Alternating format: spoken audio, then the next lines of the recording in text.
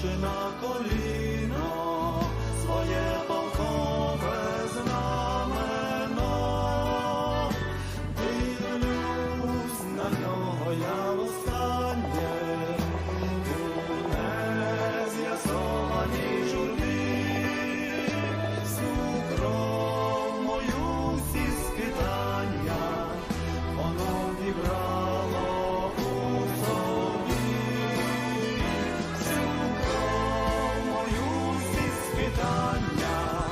Воно вібрало у собі, відвагу нашу наші волі, загиблих друзів імена, читаю на шовковій волі я полкового знамена.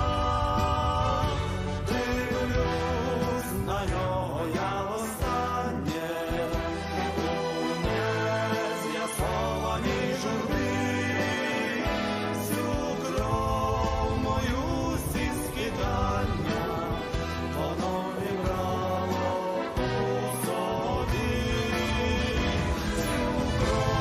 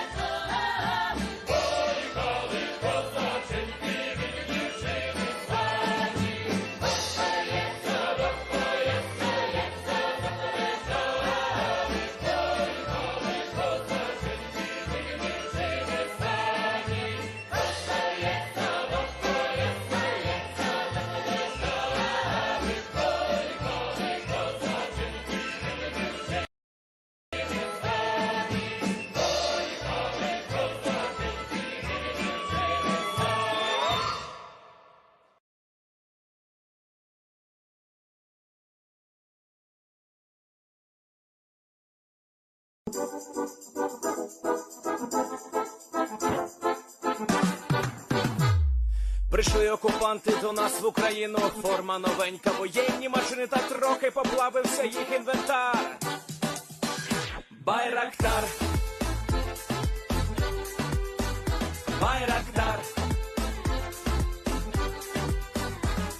Російські танкісти сховались в кущі, щоб лаптем посьорбати довбані щі, та трохи у щах перегрівся навар. Байрактар, Байрактар.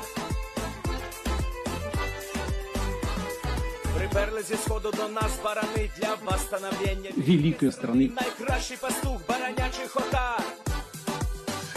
Байрактар, Байрактар. Їх доводи всяке озброєння різне, потужні ракети, машини залізні. У нас на всі доводи є коментар. Байрактар, Байрактар. Вони захопити хотіли нас зразу, а ми зачаїли на орків образу з російських бандитів. Робить примар. Байрактар, Байрактар. Російська поліція справи заводить, та вбивцю рашистів ніяк не знаходить. Хто винен, що в нашому полі глухар? Байрактар, Байрактар. Веде пропаганду кремлівський урод, слова пропаганди ковтає народ. Тепер нове слово знає цар. Байрактар. Байрактар. Байрактар. Байрактар. Байрактар.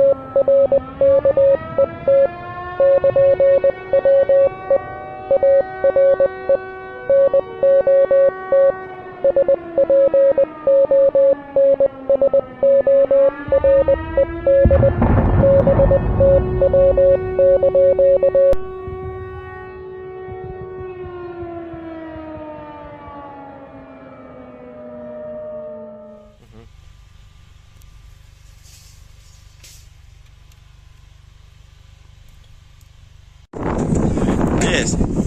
The Leaf Spring Army sends its regards.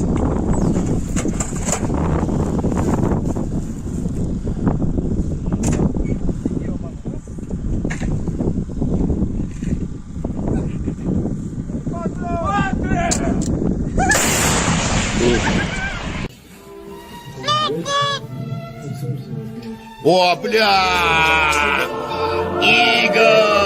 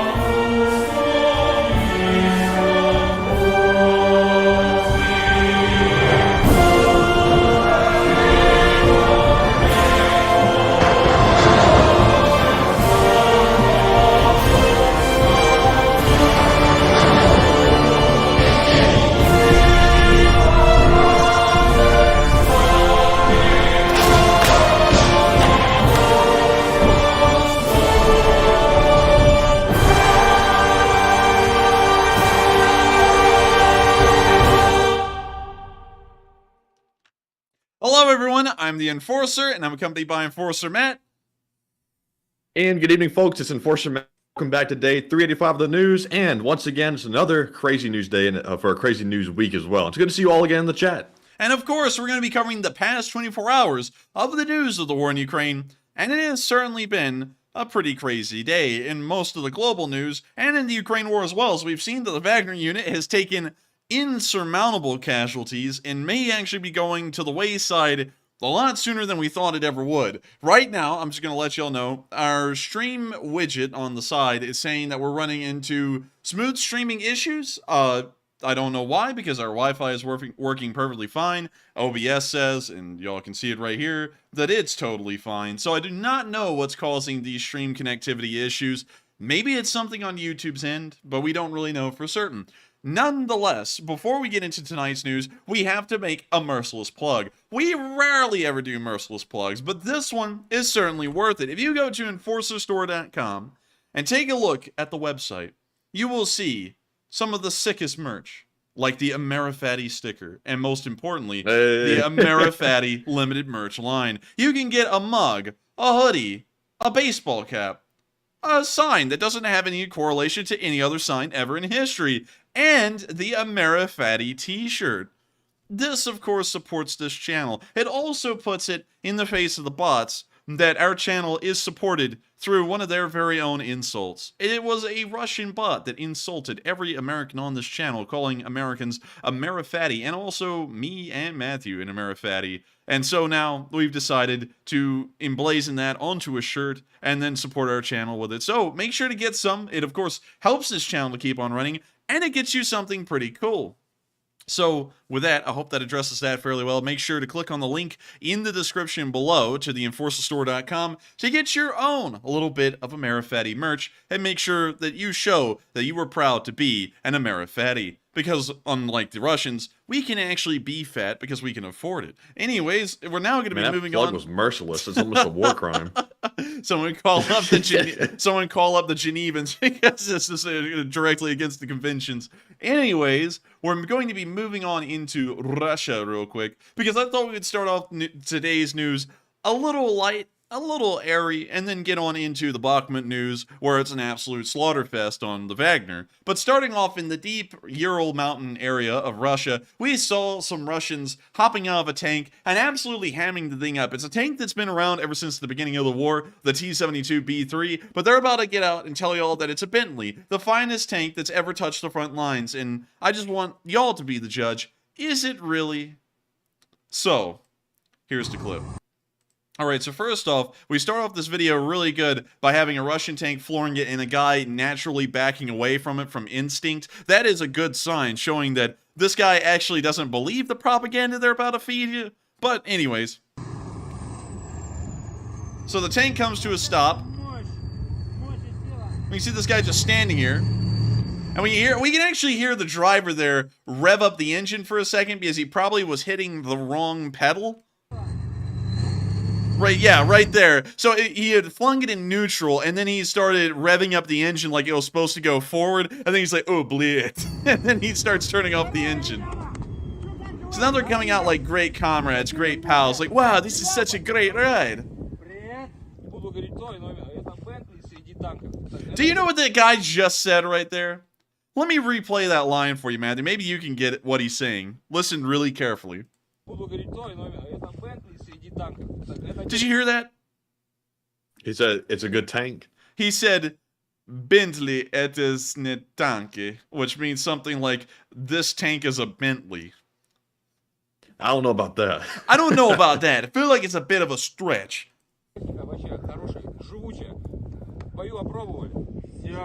Металлолом будем их собирать. Обязательно. Согласен, мужики, вам удачи, здоровья. Домой когда? Скоро. Пока не победим, домой не поедем. Давайте. What the hell's that in the corner? The Muppet? It, like everyone here is talking fine. Это народное, это добро. And then you got the little guy over there in the corner. It's like, what the hell? Домой когда? We got our crocodile fiend over here in the corner. They don't even want to put him on camera. No, you just got the little gremlin in the corner. Toby's giving Master a tank or something like that. Ладно, все. Oh, now he's on camera, but they're not going to show his face. He only gets to say the lines. No face though. That they have to pay him too much in the script for that, so you don't see his face. And here they go driving off again. Almost running over the cameraman. Good job. Good job. Jeez. And look at that. Trying to make this thing look like a Bentley. They can't even make sure that the rear armor grates are in good shape. They're all messed up back here, just bent out of shape. And you got to remember, the driving's a little shaky because they literally have Adobe driving this thing. Master's giving Adobe a tank. I floor it. And then he starts flooring it. So, yeah, you know, I don't really believe the propaganda much here because they're saying this tank's like a Bentley, but I haven't seen Bentleys explode, hypothetically, in any of the battles in Ukraine. I've only seen these exploding in the battles inside of Ukraine, so I don't think it's as good as a Bentley, but, you know, maybe they're on to something. But if this is a Bentley, then a Leopard 2 is a Rolls Royce, because it's just naturally better.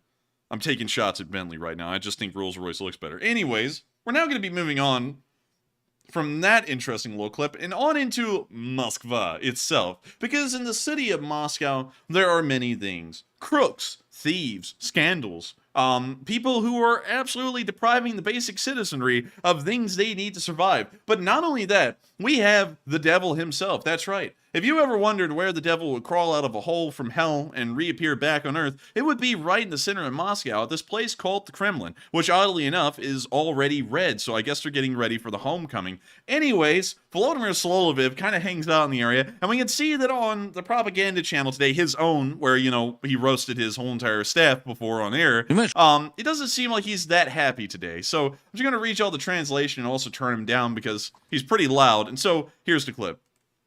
We have anxiety that 100,000 Ukrainian soldiers have been trained, that Western equipment is moving to them. And after what we saw in Kharkiv and Kherson, of course we are now feeling anxious. Zhenya Podobny and many of our people felt it today. We are worried. What happened near Kharkiv was not the result of professional actions by the Ukrainian army. It was a result of severe mistakes by Russia's military and political leadership. Dang! And who said that? This came from Volodymyr Solovyev and this guest, I don't know who the guest is, that he had on his show. What in the world? Dude, I'm sure Putin's going to know his name before long. When the Russian government said we're losing control of the media sector and what they can say, they meant it because it's lost control at this point. Like, they just sat here and said, like, he just sat here and said that, you know, the devil, who's been a huge Russian propagandist the entire war, he's now said, the situation is bad. We got blown away in Kharkiv and Kherson, and now that they're getting Western tanks, the situation is probably going to become a lot worse. And then this guy, instead of, you know, like the typical thing you would see, reassuring and saying, the Russian military and the government is mighty and indomitable, he sits there and says, well, you know, it really wasn't the Ukrainians and their incredible abilities that lost us those battles. It was more like our own commanders and politicians that lost those battles for us. It's like, that is not a good thing to say, especially if you're Putin and you want them to be saying good things. This is the complete opposite. And I gotta say, though, it is a refreshing change to see that there is no padding here, no coddling. You know, they're now sitting here and just saying the straight-up reality of how the war is going. Of course, he'll probably flip tomorrow and start saying something like the Russians can march straight to Washington if they want to. I'm not doubting it at all that he will do that. But still, it is nice to see for at least this one moment, just this one moment, that he's actually a little freaked out, and the guy who's talking with him is on the same page that it's not a good situation for the Russians whatsoever. So, with that, we're now going to be moving out of Moscow. I had to show you all that, though, because for all of the crap that we've given the Russian propagandists, it looks like the lid's actually coming off on what's really being said and what the real reality of the situation is. And it looks like they're now not even able to look away from what's happening. They're having to directly realize and just state how badly it's going for the Russians, and the war is certainly not going in their favor. The longer it goes on, the worse it's going to get for them. So with that, we're now going to be moving on from Moscow and on into the rest of the wide world. And let me make sure we don't get any international news skipped out, and it looks like we don't. So we're now going to be moving down to Belgorod on our way into the location unknowns, where we did see that Ukrainians were conducting strikes today on some key targets within Belgorod city. We do not know exactly what these were, but we did see video footage coming out of the city showing explosions occurring in the distance, along with the sound of explosions as well. And so here's the clip, and of course you can see right here that it says Bletgorod, which is the way that it's spelled in Russian. So see him looking into the distance. You hear an explosion out there. Oh, блядь. Oh, bled. There's no rain, but I hear thunder, bled. Someone better call up 911, bled. Have the NKVD on this. Oh, bled, not good day for me. But anyways, I like to see it, like to hear it. We don't know what they've hit right now in Belgorod, but hopefully we get some kind of information on that here in the future. It's just always good to know that the Ukrainians are able to strike deep into Russian territory with all kinds of munitions. Of course, we don't know if the HIMARS is being used, but generally about everything else, except for American artillery, is being used to strike at strategic Russian targets across the border. And it's great to know that they're doing that because, of course, the war isn't being fought entirely inside of Ukraine. There's a lot of the war effort on the Russian side that is within their very own borders, like in Belgorod, and striking and destroying these bases and supply caches is incredibly important in ensuring that the war effort cannot continue on the way it is right now. We're now going to be moving on into Ukraine itself and on into our location unknowns because we've had a very staggering loss count again today. It's pretty high, and we're going to have to, of course, build our way up to it, as we usually do, going through all the location unknowns and then getting to the Russian loss report at the last bit. But just in case if you were new, and I'm actually doing this entire thing just for the new folks, if you are new, you can actually go and skip ahead in a way and take a look at what's on this bulletin right here by going down into the description below and clicking on the very last link, which is called the Day 385 map. If you click on that link, you'll actually be brought to the exact same map I'm using on screen with all of the same markers on it, and you'll be able to look through everything I put down at your own speed. You can look at things that we haven't even covered yet. You can review things that we have seen, and you can really do whatever you want. It is a map that you can use that's been made by us. Every single day we have a fresh one. So with that, it's now time for us to get into the location unknowns, but before we do, there's a little something out there that's been circling around that I have to show to y'all, and we're actually going to be running a poll on here in a second, but I want to show it to y'all first, and then run the poll, okay? So, let me preface this. Oh, let me preface this. Not preface. Yeah, whoops. What happened? But anyways, let me preface this by saying that we do not know if this video is real or not. We've been looking at it a lot today. It's been put out by a couple of people today, and I looked at it and I don't know, something's a little weird about it, so we didn't include it in the news tonight. We put it off into the side, and I'm going to be showing it to y'all here, and I'm going to ask y'all, do y'all think it looks authentic or not? And it's going to be entirely up to y'all, so I have to make that clear.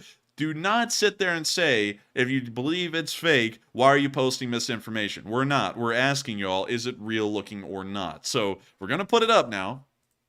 Alright, so here we go, and you'll probably know the video now. I mean, it was posted, of course, by the channel that we're looking at here, but I have seen it posted by a couple of other folks. And so we're going to unmute it and play the video. What do y'all think?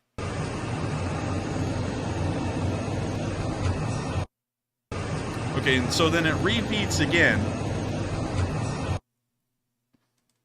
And here it is in slow motion. Alright, so this is supposedly the first ever footage given by the Russian Air Force of the Predator drone that was intercepted in the Black Sea. It appears that its serial number is 294. So I don't know if that's an actual serial number registered for a drone that's operating anywhere in Europe right now. But there's been some questions here as to whether this video is real or whether it's fake. I've seen a decent amount of people saying it's fake. I've seen a decent amount of people saying it's real. And we don't really know. And of course, that's why I'm asking.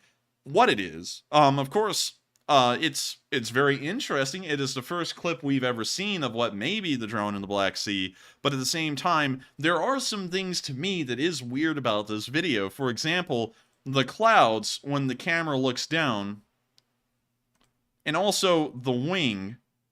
The wing actually doesn't look that bad, but at the same time, when they look down, the clouds look kind of odd. I don't know how to explain it, but the clouds look odd down there. It's like a little odd. So Something about the lighting is off too. Like it doesn't seem like the shadows or something's not looking right with it. and also, wait a minute, let's listen to this.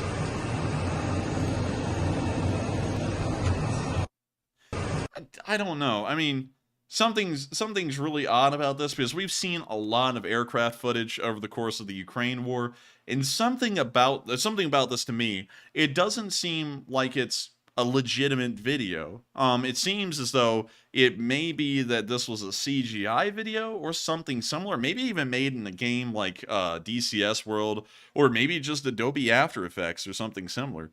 It's Also, how's it being filmed like with a 4K like phone while the guy's flying with one hand?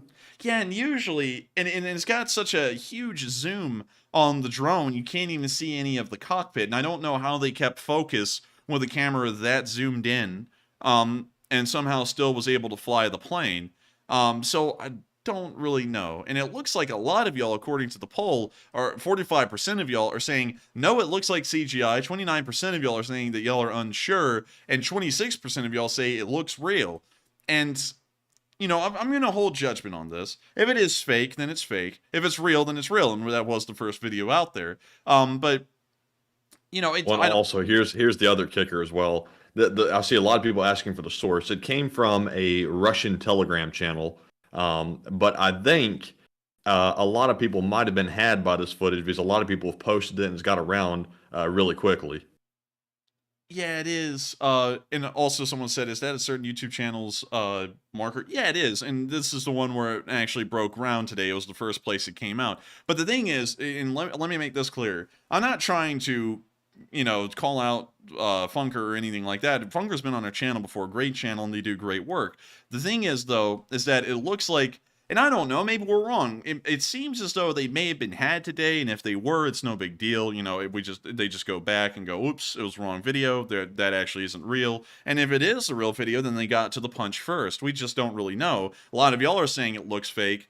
In my opinion, it kind of does, but we'll hold judgment, and we'll wait and see if any more additional, well, I'll hold judgment and wait and see if anything else comes out about this, so that way we can see if it is real or not. Now, one thing I will say, though, is that we are not going to be like other channels and sit there and go, call them out, because I'm going to say this.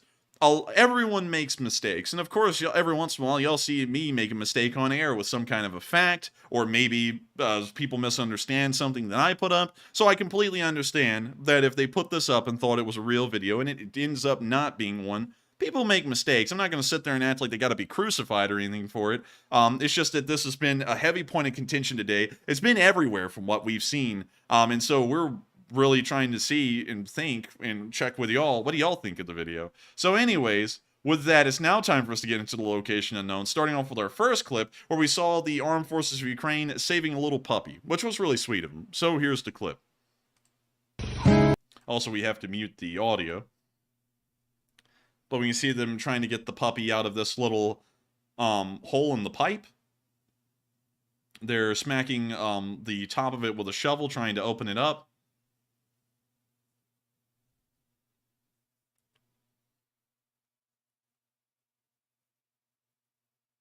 We can now see that they finally made it down there to the little pipe with the puppy in it. And now they're getting the little puppy out. Poor thing. It's scared, and he pushed it up into the dirt, poor thing, but they finally got it out. They're now going to take it and dry it off. That's like the exact same kind of towel we use to dry the corgis, too. Like the same little color pattern and everything, but ours is blue. But with that, that's the end of that clip right there. And very sweet to see that they went and rescued the little puppy. I don't know how the puppy got down there. It probably just got down there through the little openings on the pipe that we saw and just got stuck down there. But it's good to know that they got it out. And maybe the unit will adopt that dog and make it their pet. If they do, that's going to be really sweet of them. And so with that, We're now going to be moving on from that clip and on into our next one, where we also saw a BMP-1 from the Russian Armed Forces get hit today, and once it got hit, it just started spilling troops out of the back like a shopping bag that busted wide open. So here's the clip. When you see the BMP moving, it gets hit on the right side near the engine, smoke starts billowing out of the infantry compartment, the doors fling wide open, and infantry come falling out like tomatoes to fill out the bottom of a plastic shopping bag. They're now running off to the trench works directly to the left of them, and soldiers are jumping out of this thing as it's still getting hit. It actually looks like it got hit by a drone, because we could see the drone that may have dropped the bomblet just right there. So we're actually watching a drone hitting a BMP on the move, which is very rare. They usually hit stationary targets, and it looks like they got 2 solid hits on the BMP.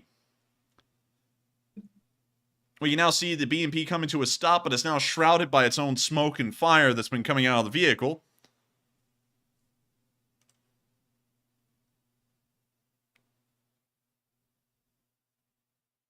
And we can now see that the video ends right there. But once again, a fairly interesting little sight to see that a BMP-1 was in fact able to spread the Russians everywhere. Literally, it just was like an Uber. It's like more like an airborne drop, Matthew. They sat there in the back. It's like one of those World War II video games we used to play when we were a kid, Matthew. Okay, we're getting to the LZ, and then the plane gets hit. You know, it's going down. Jump, jump! And then they open up the doors and they start jumping out. Oh, man. Look at that. And there goes 1, 2, 3. Go, go, go on the floor. 5. A second hit. Oh, man. But anyways, that's the end of the clip. And you can see that the Ukrainians were not only able to get the $500,000 BMP, they were also able to make an entire squad bail out and probably lose cohesion immediately. So with that, we're moving on into our next clip of Location Unknown News. And this one's actually really interesting and kind of pertains to a lot of the attacks we see the Ukrainians launching inside of Russian territory with missile forces, because we actually got to see what a Tu-143 launch looks like. And once again, to revisit this, the Tu-143 is it's called a reconnaissance drone, but this is also a Tu-141. Either one of them, well, this one's more reconnaissance, but anyways, to explain what I'm talking about here, it strongly resembles the Tu-141. And, wait a minute, hang on, this one was actually scaled down. So it is actually an entirely separate thing. I thought this was just the designation for a Tu-141 that had been converted into reconnaissance, but this is what it looks like right here. You can actually see the launcher and everything for it. These, unlike the Tu-141, so now I have to correct everything here and eat my shoe because I just said something wrong.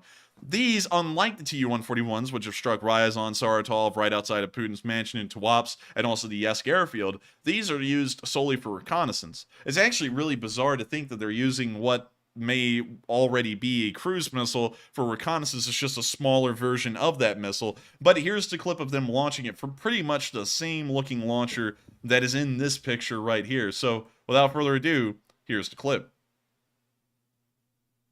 So let me get it up. It's loading.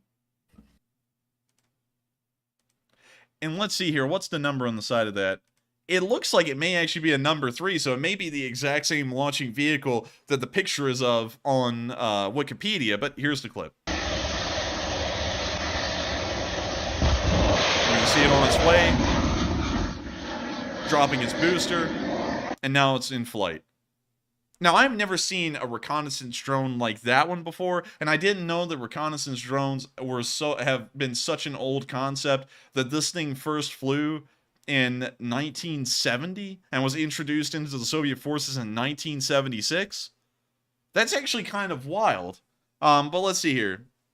The initial version carried film cameras, so it wasn't live. It wasn't a live feed of information. It would have to come back or land somewhere, and then they collect the information. But later versions carried a TV or radiation detection payload with data relayed to a ground station over a data link. Some 950 of these drones were produced in the 1970s and the 1980s.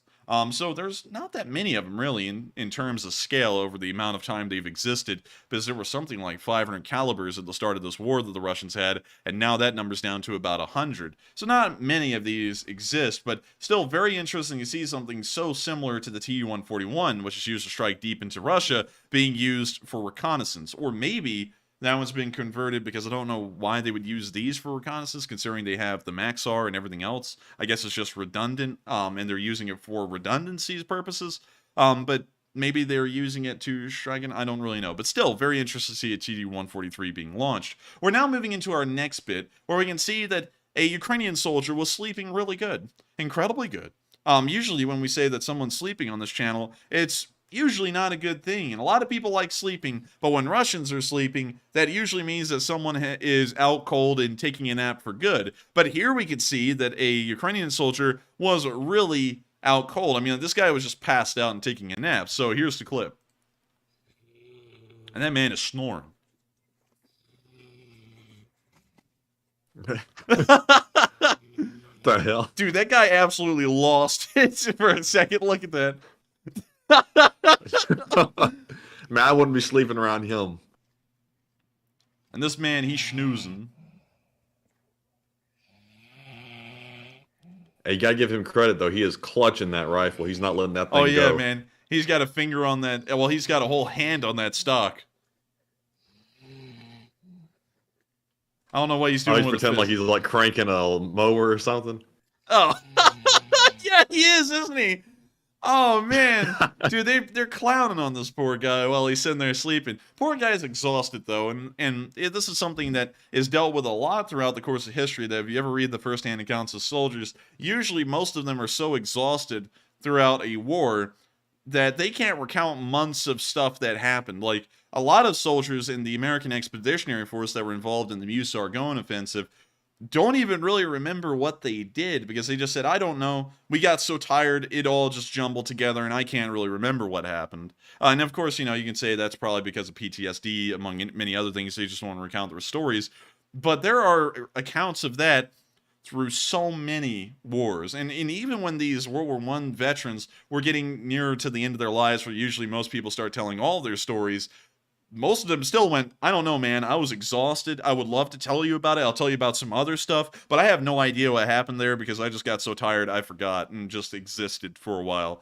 So with that, that's the end of that clip. I feel sorry for that guy. And with that, we're now going to be moving on into our last bit of Location Unknown news, which is, of course, the Russian casualty report. And it's been incredibly high. Very high today, as a matter of fact. Ooh! Jeez. 980 Russian soldiers killed over 24 hours. Pretty high, I must say. 10 armored personnel carriers destroyed as well. That's fairly average. 10 supply trucks. That seems to be slightly high over the past month's average. 8 tanks. Pretty solid, if you ask me. That's an entire battalion tactical group's worth of armored personnel carriers, nearly. So that is very good to hear. 9 artillery systems wiped out. 12 drones. That's actually fairly high over the consistent month standard. 7 MLRSs. That is incredibly high. We don't know where they destroyed them, but they still got a lot of them. 1 aircraft. Now, that wasn't included in today's casualty report. It'll be included in tomorrow's casualty report. But the Ukrainians did take down an Su-24 bomber over Bakhmut today, and that will be counted in tomorrow's casualty report, but it's not here today. We also saw 2 anti-aircraft warfare systems get destroyed, and 1 singular Bobcat skid steer. Just one?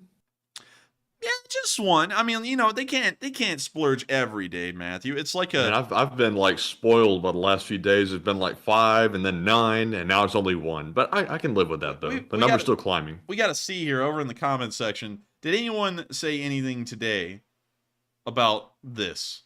And you about the Bobcats? Nope.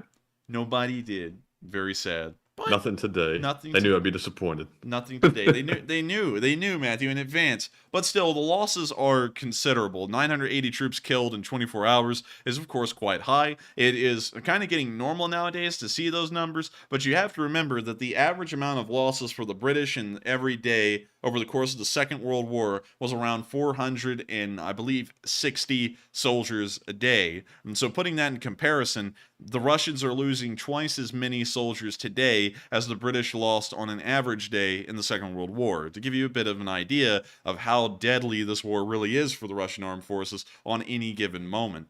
So with that, you can see that the casualty report was Not that good at all. Not that good. And from what we can tell today, due to how the battles have been unfolding and where most of the activity has been going on, a lot of these losses may actually be Wagner's soldiers. Now, we don't really know if this casualty report is including the Wagner in its loss count. I would assume it is, although we never really have gotten a clear answer. But we do know that the Wagner unit has suffered considerable losses today in the Bakhmut area. The battle has been going terribly for the Russians down there, and while they've made small gains, incredibly minuscule gains in Bakhmut, it has come at an incredibly high price, especially for the Bakhmut, especially for the Wagner unit fighting in Bakhmut, which is down to some of its final few thousand soldiers, when at its peak, it was at nearly 45,000. So they're not doing that well, suffice it to say, and we're about to be getting to that here in a second. Actually, right now, pretty much. So we're going to start moving down there into that area. Of course, we'll be covering the Northeastern Front first. But before we get to the Battle of Bakhmut and the Northeastern Front, there are some polls we have to cover. A decent amount of them, as a matter of fact, and a lot of y'all are voting like crazy. A lot of y'all are voting like it's something else. I was going to make a joke there, but I was like, yeah, I don't know. So with that, what do we got for the polls, Matthew? All right, so we have 4 polls to address during our first question segment, and the very first one is, U.S. officials say they quote-unquote wiped the memory of the downed MQ-9 Reaper, protecting the secrets of the drone, and what are your thoughts? 46% said good, our secrets are safe. 14% said unsure, 26% said is that really the case? 14% said, can Russia not recover the data anyways? And I have to say, when I heard this, I was a little surprised they didn't remotely destroy the drone. If we have that capability, I'm not really sure if we do, because it seems like typically, even if you erase data, it can be recovered anyway, or at least that's the way it works with a normal computer. I'm not sure if there's some kind of like small explosive in the hard drive or the memory in the drone that maybe prevents it from even being recovered whatsoever, but I do have some questions about it, so I'm not totally confident our secrets are actually safe. But Enforcer, what say you? I would have to say your secrets are safe with me. But to answer the question in all seriousness, wiping the memory, that does kind of sound a little questionable, doesn't it? Because it seems as though it would be a lot more beneficial to just blow it up somehow, because then you can ensure that nothing's probably going to be recoverable. So I don't know. We don't really know how they wiped it, because they didn't really tell us, because, you know, if it was like an electrical oversurge, I guess it would fry everything to the point that you really can't recover anything, because everything's been destroyed, at least in terms of its computer storage. I don't really know. So I'm going to have to remain in the undecided category on this one, because maybe we destroyed it to the point it's completely unrecoverable without having to blow it up, or maybe there is a way to recover it. I feel like we probably would have made a way or devised a way with the billions of dollars we spend coming up with this crap to actually have it to where no one can recover anything if we destroyed it. But, you know, there's always a lot of questions there. We don't really know if that's the way it works or not. So with that, I hope that addresses that poll fairly well, in my opinion. And with that, we are on into the next one. All right, and the second poll says, do you think the drone footage is real that we watched earlier? It looks like 45% said no, it looks like CGI, 30% are undecided, and 25% said yes, it looks real. And I have to say that that footage to me looks fake. The moment I watched it the first time, I was immediately struck by some of the small details in the video that don't seem quite right, that we've already gone over, but I can't fault people for posting it, because I could see where you might think it might be real. It seems like a really good fake. And also, it looks like a few people who are experts in the matter in our chat down here says it looks fake as well. So that's definitely not good for the authenticity of the video. But Enforcer, what say you? And quite a decent amount of people are saying it's fake, and it may be, because when we look at pictures of these Reaper drones, it just, for some reason, something is not really clicking with the video. Like this one here. This one has the number 015 on it. So let me go find the video here on the second screen again. Let's see here. Let me go to history and go find it. There we go. So there we go. We found it again. We bring it back up. All right, so it says 294 on the bottom. Can we find, let me just type in Reaper 294. No. Reaper drone. I don't know what the hell these are, but Reaper drone 294. Let's see here. Is this a picture of it? No. Is this a picture of it? No. Is this a picture of it? No. No. Interestingly enough, notice this. I don't think this is anything we've noticed before, but that's okay. That one's not a U.S. Air Force drone. That there is certainly a model. That's certainly a model of a drone. I'm trying to find similar pictures of the one we saw. So this one's 008. Let's go look at that one. Are these MQ-9s? These are MQ-9s right here. Some of them are not, though, and I don't know what the hell that... Why in the world... You know, I'm not even going to say anything about that, but why? So, how about this one? Okay, so notice this on some of them. Some of them don't have it, some of the others do, but notice that on the top rudders, if all of these are rudders, I'm supposing, that some of these actually have numberings and markings on them. This one does not. Some of them do not have that, though, and we do have to make that clear. But at the same time, it's seeming a little odd to me. And of course, they're probably not going to have a picture of the Reaper with 294 in its registered on its tail. Say what? Before you get off these pictures, scroll back up for a second. Let's see. Find one of it going. See though, there's one in the air right there. The shadows are completely different when you see this thing flying in the air versus this. This fake one right here is way too overexposed. It's hardly even gray. It's more white. Yeah. Let's see. Let's look at this one. Oh, okay, that one's once again the one from some other Air Force. I don't know which Air Force it is. Maybe the Italian Air Force? Maybe. Maybe. But I don't know. Something about this video, though, is rubbing me the wrong way. It just doesn't seem like it's a legit video. And, you know, it feels like a video from DCS, like you're playing like a flight simulator. It kind of does, and I remember back in the day. I'll show you all this. Let's see. Let me go find it. DCS Ukraine War, DCS World Ukraine War. I gotta find the video. Let me see if I can find it of a Su-27, I believe it was, getting shot down. And it starts spiraling to the ground. And let me see if I can just find the clip. Let me put in Russian jet shot down. Because there was a video that was circulated heavily at the start of the war of, and now YouTube's just saturated with the drone stuff. Nice. So I can't find it now. Oh, wait a minute. Wait a minute. That's not it. There was another one. Dang it, I can't find it.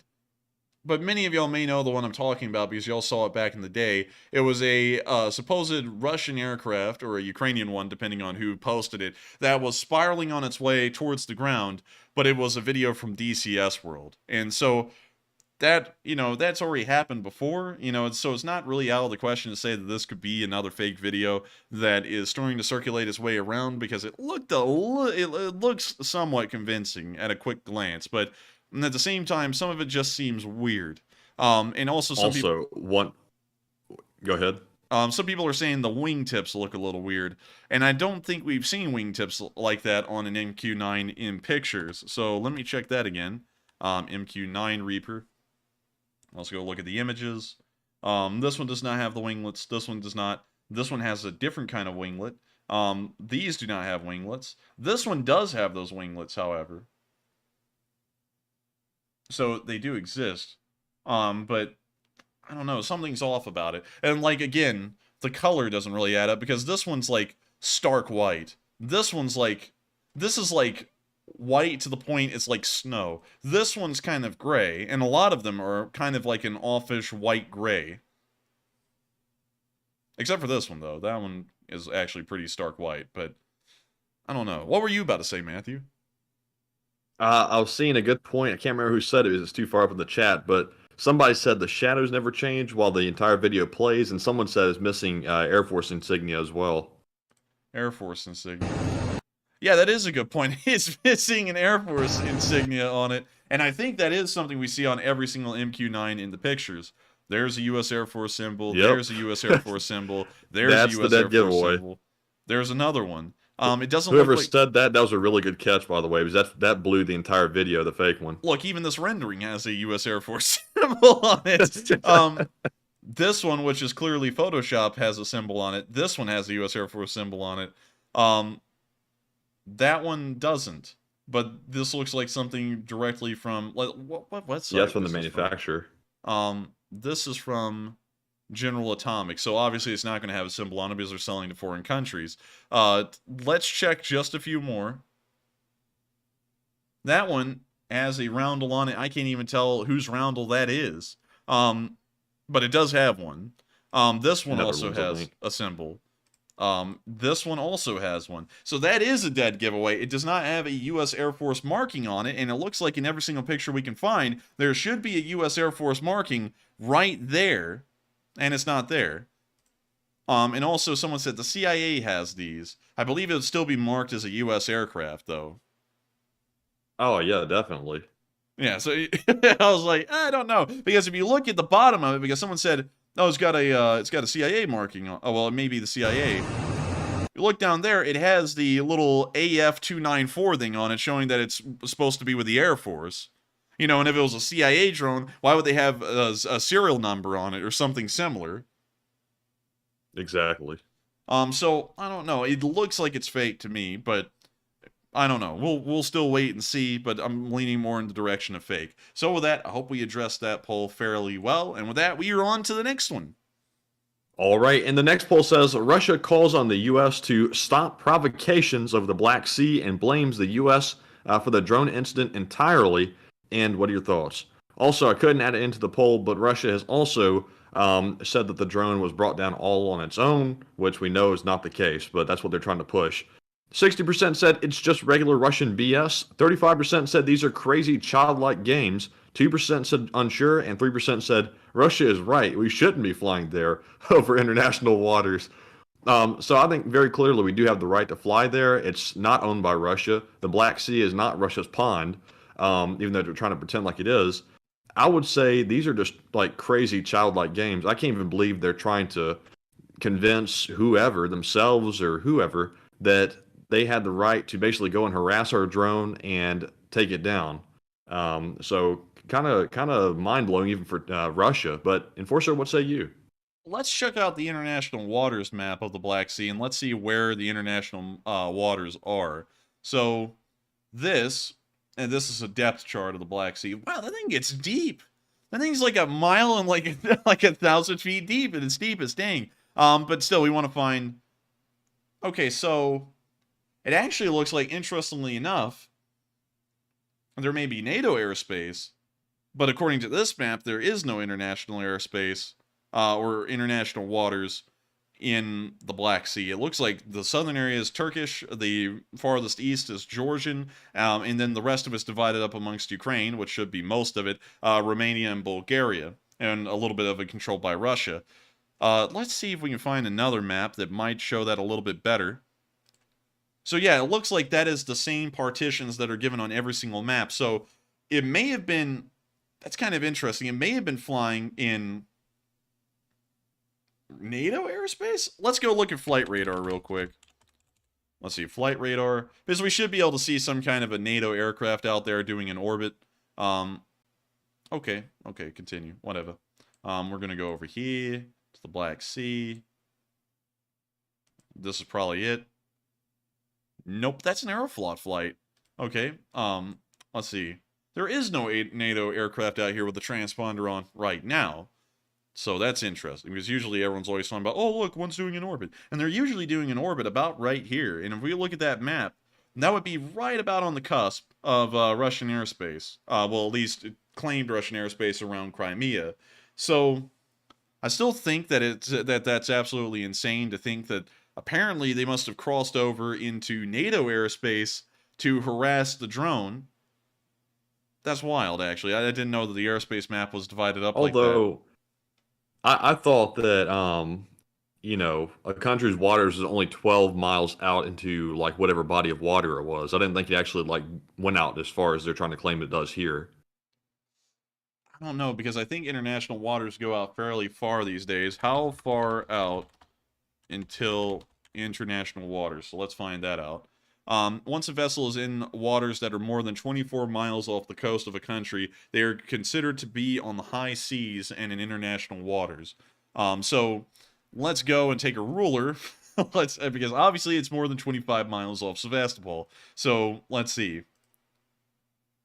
That would be 25 miles. So that would legally be considered international waters beyond 25 miles away from the southern tip of Crimea. So you could even fly aircraft just that far away from Crimea and still be within international waters, international airspace, and the like. So it seems that these maps are all the same, but maybe that's just what people claim.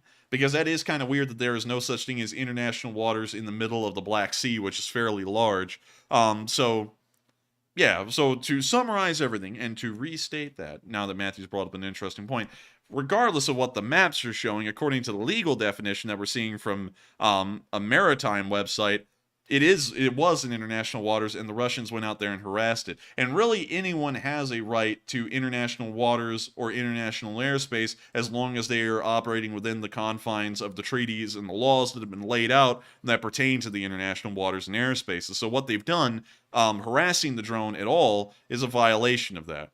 So with that, I hope that addresses that poll fairly well, with a pretty deep rabbit hole to go through to get enough information to make a clear statement on it. And with that, we are on to the next one.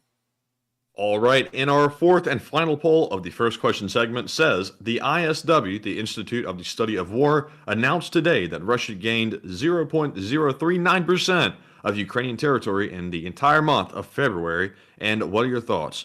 6% said it's going to take Russia decades to win, 9% said unsure, 17% said that's expected, and 8% said that's concerning for Ukraine.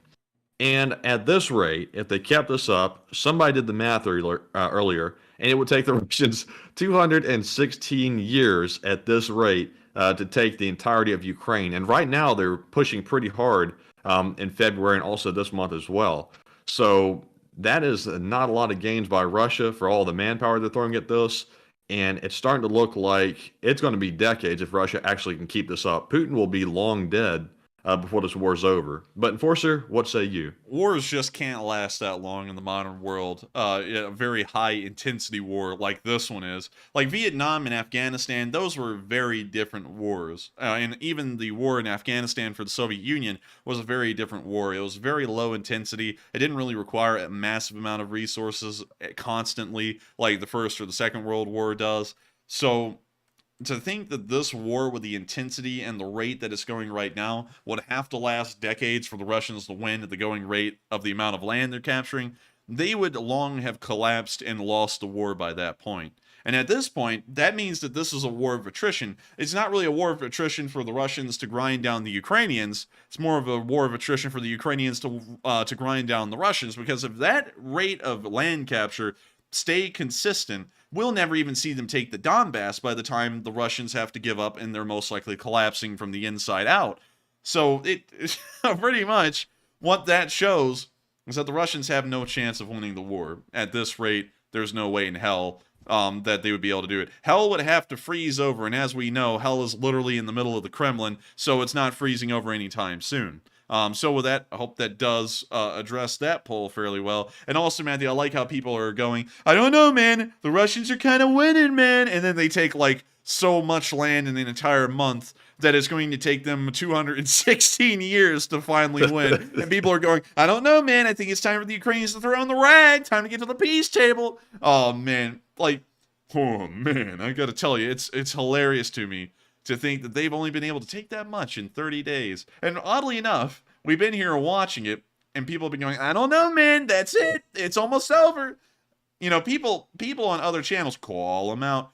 We're sitting there and starting to go, oh, Bakhmut falls, it's over. It's like, if Bakhmut, with everything the Russians already have right now, Severodonetsk, Lysychansk, Svatove, Luhansk, Donetsk, Orlivka, Mariupol, Melitopol, Tokmak, Sevastopol, all of Crimea, Novokakhovka. I mean, with all that, you would think that that would actually give them a little bit of advantage, and I don't think Bakhmut's really going to add a lot to what they already have. And considering that they have all that behind them, and they can only take 0.036% of Ukraine's territory over a month, it kind of tells you they're already dead in the water. They're really just waiting for the Ukrainian counterattacks to come along and remove everything else that they have. And then by then, they'll be going, oh, well, we could have won the war if we really wanted to. As their government's collapsing in the background and Putin's head's on a pike somewhere in the middle of Moscow. But with that, I hope we addressed that poll fairly well. And with that, we are now on to the next one, or the questions. All right, so we are on to our super chat questions because we are out of polls. And the very first one goes to Enforcer for President, who puts in a $50 donation, which is very generous, and thank you very much for the support. And Enforcer for President says, I want to say thank you for your dedication to Ukraine and LSA for all the hard work you guys put into this wonderful program.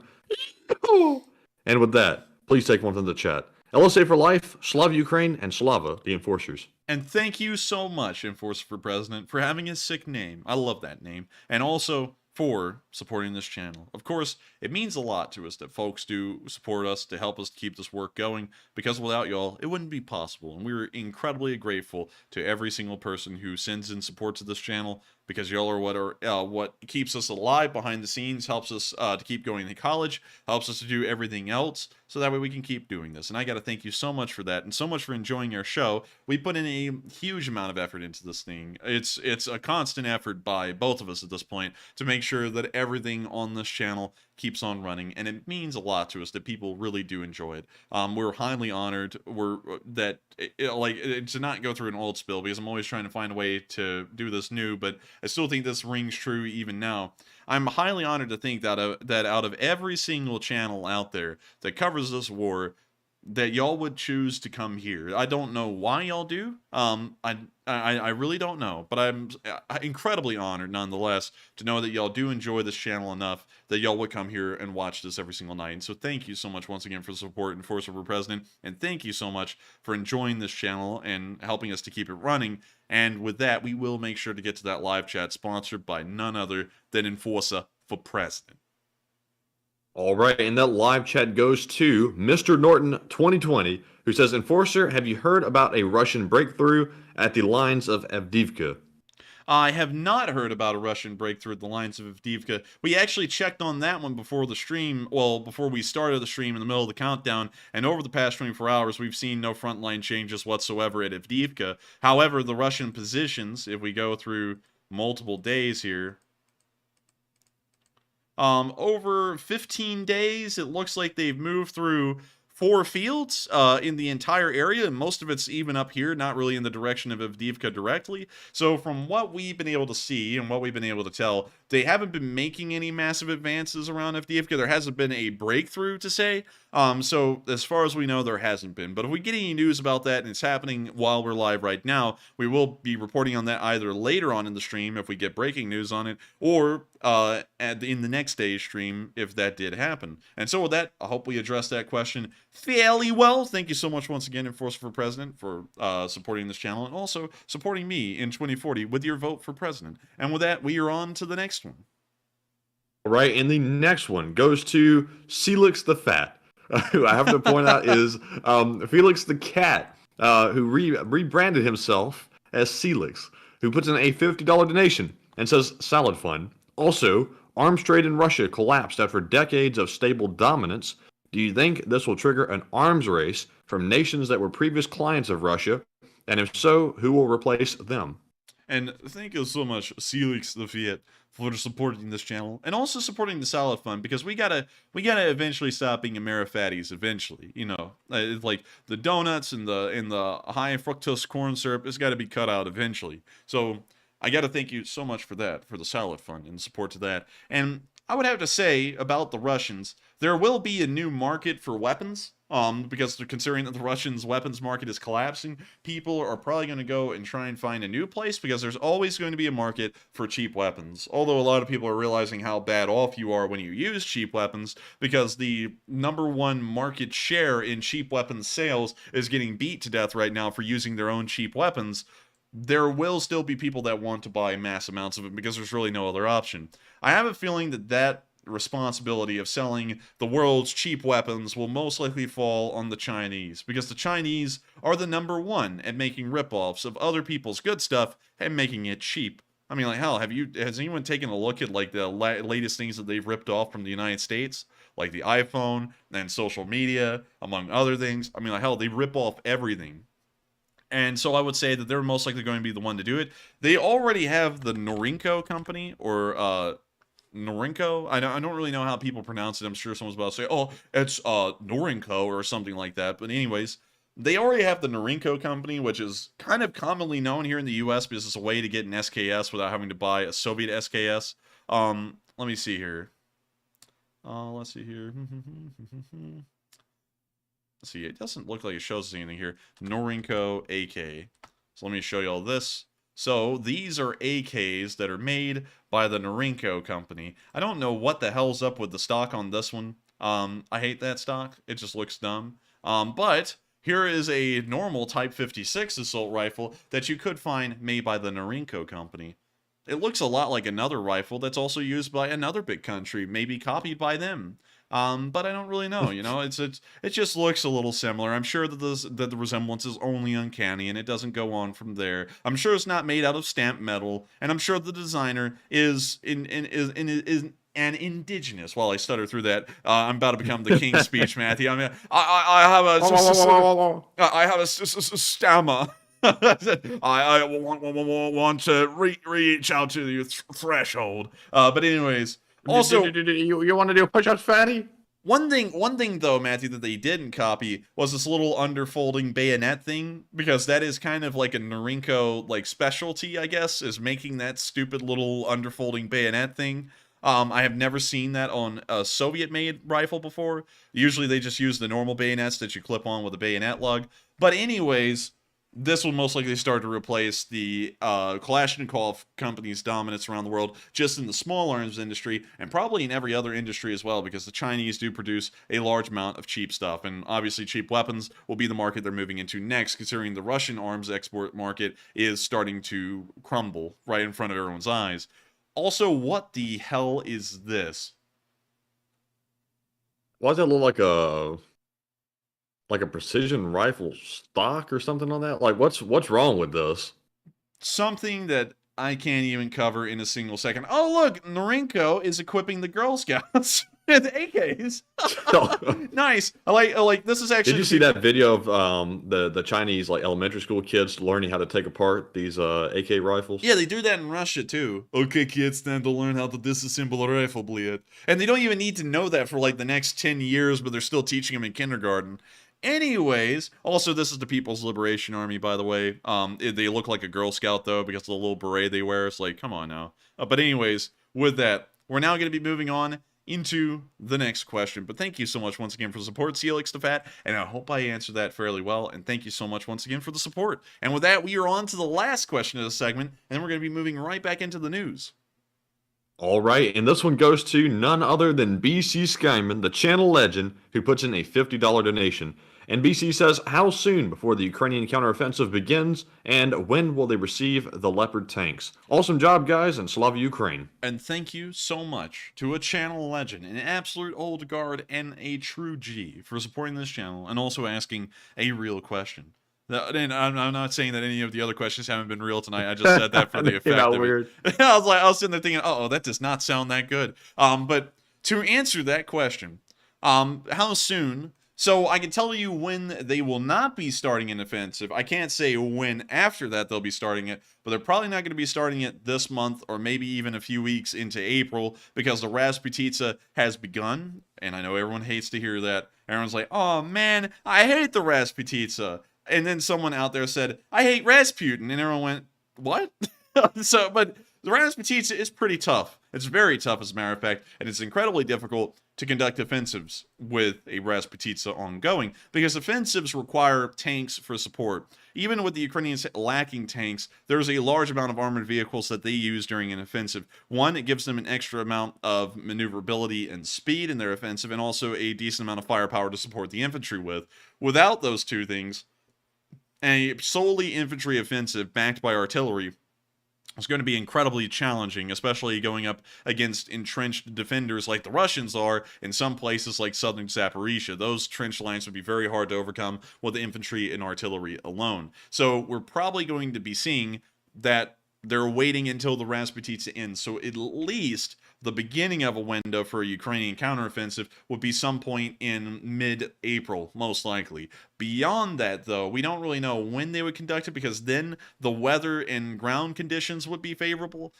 But it would really then rely on Ukrainian supply levels and also levels of preparedness, because they're most likely going to have to shift units around. They're probably going to have to take some of their more experienced, I guess you could say, shock troop or stormtrooper units, if you know what I'm talking about from the First World War, you know, and move them to the area where that offensive will begin. We'll probably see a unit like the 93rd. I'm not saying it will be the 93rd, but a unit like the 93rd that did the breakthrough in Balaklia get moved elsewhere because they have experience in it already. They're tried and true, battle tested, and so they'll move them somewhere to probably launch that offensive. They'll also have to get them supplies. They'll have to set up supply hubs. They'll have to be prepared to move these supply hubs at an incredibly fast speed, hundreds of tons of supplies forward several miles a day, most likely, to other positions, so that way the front line doesn't outrun its supply chain. So it's going to be a fairly in-depth process for the Ukrainians to launch an offensive. So probably will happen. Like, if they're already preparing all that, it's possible. So at the earliest, it'll most likely occur in mid-April.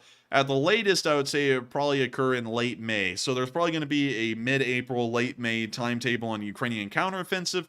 But once again, it's largely going to be relying on the weather. Militaries, unlike what most people think, revolve a lot around weather conditions. D-Day would have never happened on June 6th if the weather was not tolerable enough for them to do it. And no other battle or offensive would have ever happened unless if the weather was favorable. That's why, and just to give a quick example, just make sure to back this up with a little bit of historical fact, that's why the Battle of Trenton was incredibly shocking to the British when it happened in the Revolutionary War, because in winter, during the 1700s, or the 18th century for the large part, nobody really fought during the winter because the weather was incredibly harsh. It was very difficult to move a large army. There was really no way to assure that there would be enough supplies for them to even survive.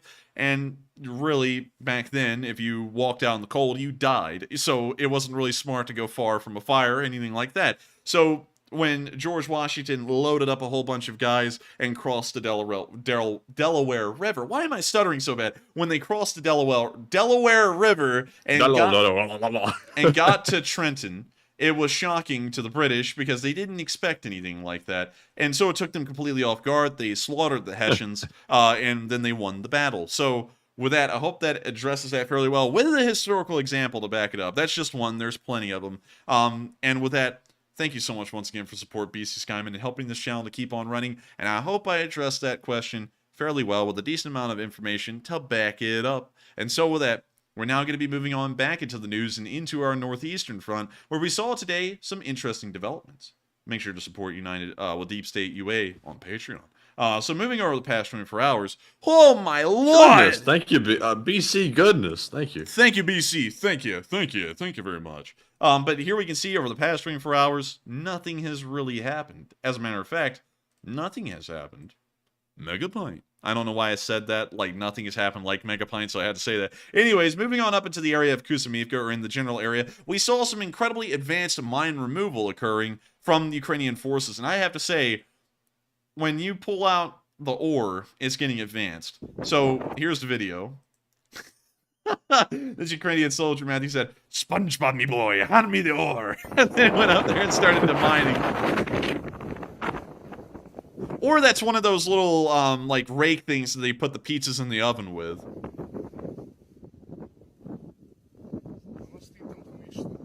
Is Red Lamani on the stream? Can he confirm that? I don't know.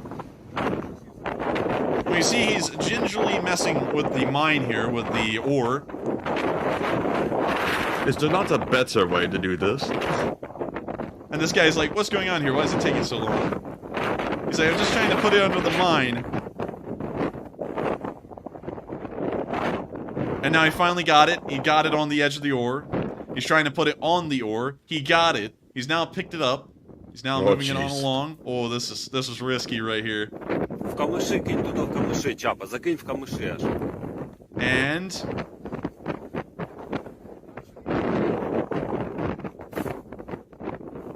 oh, that's it. He just tossed it. It didn't blow. It didn't blow up. He tossed it like a pile of dog crap. How does that work? Dude, look at it. He's like, "You dog crap. Let me toss it real quick." Dude, that thing was smoking, though. Did you see it?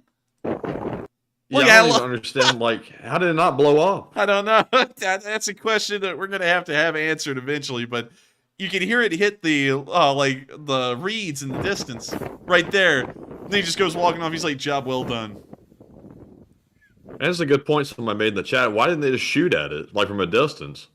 I don't know, but I gotta say, Matthew, if he had dropped that thing, if he had dropped that little mine while carrying it on that paddle, I bet you, Matthew, that the Ukrainian guys in that unit would have called him a stupid ore. But seriously though, props to his Stability people with in his unit the like hands. sticking right there with him. Like they didn't even try to like send him out on his own. Like go deal with that and like stand like 2 miles away. They're like right there next to him. And also everyone's saying I think it was dirt. Yeah, I think it was dirt when you flung it and like some weird smoke stuff was coming off of it. Yeah, that was dirt. But still, gotta say, that's something. And they had a lot of faith in this guy. It's like they've seen him do it before. And also, Matthew, I like how they have the tactical ore around, just sitting around. You know, it's like, oh, we got a mine, pull out the ore. It's like, okay, man. It's like they just know or something. They probably stole that from that incident with the Russians. That ore when they were running from the bomb. Yeah, that clown show. Creek, pedal away, please. And then they drop the ore. And then they just jump into the water and get out of there. But anyways, with that, we are going to be moving on from this clip. I got to give it to these guys. They know how to handle an ore fairly well. We're now going to be moving on down into the Svatove area where we can see the Kraken unit at work. I just saw CAS say it was an awful joke, and I'm sorry. I would paddle my way out of that one, but sadly, I think I'm going to sink on that joke because it's just not a joke that floats. Oh, let me mute that. And we have to go through the Kraken intro, which is always pretty cool. We can now see that they even have mood lighting for this video. They're going to the next level with these videos, man. They need to get an Oscar for this. If anyone even watched Kraken the Oscars. is loaded. Did anybody even watch the Oscars? I didn't, personally. We can see them now dropping the bomblet. And we see the Russians down there not having a fun time. The Kraken's actually highlighting these guys with little red triangles. I was wondering why they were wearing red, but now I see that's editing. Bomblet explodes in the middle of them. One of them goes down and goes, oh, this is a great place to take a nap. We can now see another one being dropped on just a singular Russian soldier. It looks like he's now going running. It appears that he's going to a dugout. We now have a score of Russians here in a group. Oh, what the hell? They're putting down Call of Duty kill streak things? Look at this. Well, yeah, they had the Call of Duty map, the ammo counter, and everything. Oh my god, look. Oh my lord, Matthew. They're next Plus thing, 50. Oh man, someone's about to say, it's literally like a video game. And I'm gonna be like, yeah, it kinda is. It kinda is, because they're editing it like it. These things are getting realistic these days. Man. And here comes a whole squad of them. No spacing whatsoever. They're walking in a line like they're in school or something. Drone comes flying over them. Now there's a little bit of spacing. And the bomblet's on its way. It explodes over there in the distance. One of them goes down. It looks like two of them may have actually gotten wounded. This guy's just taking a nap. Two-man combo. Double kill. Oh, dang. Oh. We're going to skip past that one. Oh, goodness. We now see no spacing being observed. Another bomblet exploding in the tree line. I think the tree line may have ate a decent amount of that shrapnel. We now see one of them running. Kill-tastic. Kilimanjaro. We now see them trying to fire at the drone. The bomblet's on its way, and they're like, oh, bleed. It blows up in the thicket. It doesn't look like... It looks like one guy may have actually been slightly injured from that. And that's the end of the clip. Scratch. Just a flesh wound. But anyways, with that, that's the end of the clip. And it looks like the Kraken got them incredibly well. I would say a little bit more than well. I actually saw the observer say what I was thinking. Yikes. And I was also thinking jinkies. But anyways, with that, we're moving on to the southern area of Svatove, where we saw the Atom unit also dropping grenades on the Russians. So here's a clip. I'm sure it's got music. It does. We're going to have to mute that. We now see the bomblets dropping in the trench. This guy, he's getting ready to do like a push-up or something. We now see one guy just chilling. And the bomblet falls right in front of him. He turns around. And it didn't blow up. Lucky guy. Lucky guy considering it thonked right off of his head. He got woken up in a pretty interesting way right here. Let's watch that one again. The bomblet falls. Boom. Good morning. Oh! He's like, no! He's like, don't do it! And then he's like, oh. So then he just gets up and he just leaves. He runs right over the bomblet, as a matter of fact, but the second one comes, and it's also a dud. And now he's looking up like, what the hell? Now we can see a dugout that looks like it may have not fared so well, or actually a dugout that was built very poorly where it doesn't look like it fared well. They're now dropping an F1 grenade in there. It bounces off the timber right inside and explodes. I think that one was a hole-in-one.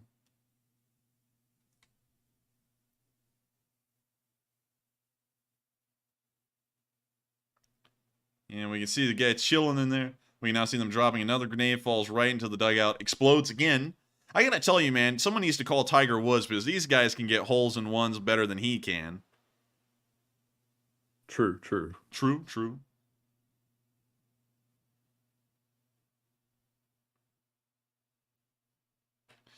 You know what's interesting, though? This guy looked at the drone right here, man. He lifted up the hoodie. He was like, oh, crap. He's like, I don't know if it's artillery. Let me check if that thing's a drone up there.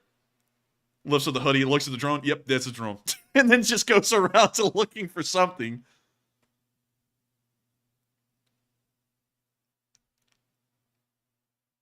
And it looks like now he's just kind of chilling.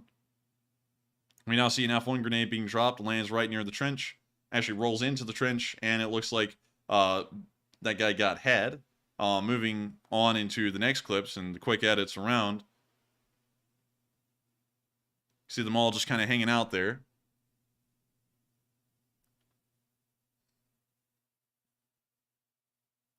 We now see them dropping it into another hole in the trench, once again exploding. We can see AKs outside of the opening, showing that there are Russians in there. We see this guy fiddling with his helmet. The hell? That's exactly what I said. I actually didn't, but pretty much. That's what I was thinking in my head. I was like, what the hell? What was going on?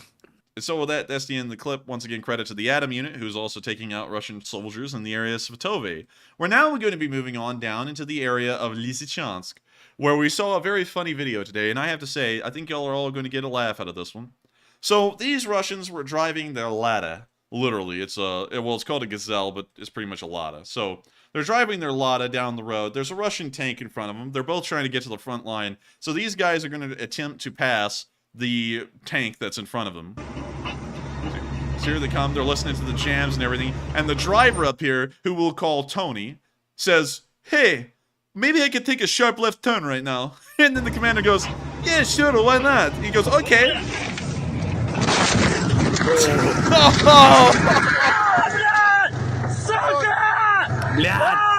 Oh, God. So Man, he's overreacting a little bit, isn't he? Jeez. Well, according to the caption, the driver's legs turned into a spaghetti noodle. So all right, take that back then. So I mean, you know, maybe not overreacting, maybe reacting just right, not too much, not too little, but got to say, Tony did it again. What the hell made him turn a hard left on this road? It's a perfectly open road. Look. Nothing in front of him. The tank driver's just like, hey, I feel like taking a left turn right now. So he just takes a left turn. And of course, the fatal last words said in this car were, bled.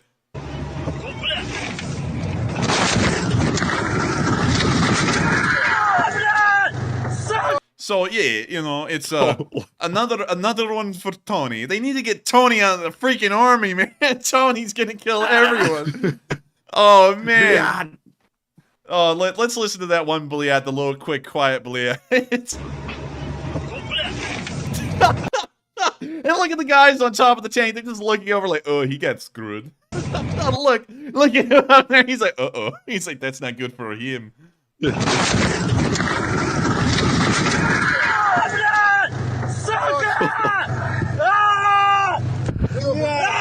That man on the tank is looking down like, How's your leg? Hey, bud, how you doing down there? How's the leg? You know, when that tank driver said go out and break a leg, he was going to break someone else's leg, not his. So with that, that's the end of the video right there. Very interesting to see and kind of funny in a way, but we're about to top that. In the city of Alcheska, drunk Russians stole a local's car and then started to drive around the city on a joyride, and this was all caught on film. Apparently, it's called hooked a civilian car. I've never heard anyone say they hooked it, but we'll just take their word on it this time. We see the streets here. We can see a Russian supply truck up there. Во, он перепутал. You see the lights turn on. Вот он раз воткнул, не ту воткнул, опять два. We now see the supply truck backing up over the car. Видите, он не ту передачу воткнул просто. So apparently, И вот он ее. oh, that's what hooked means. So he took the car for a joyride in his 4320. Genius! It's like an RV, Matthew, without the trailer hitch.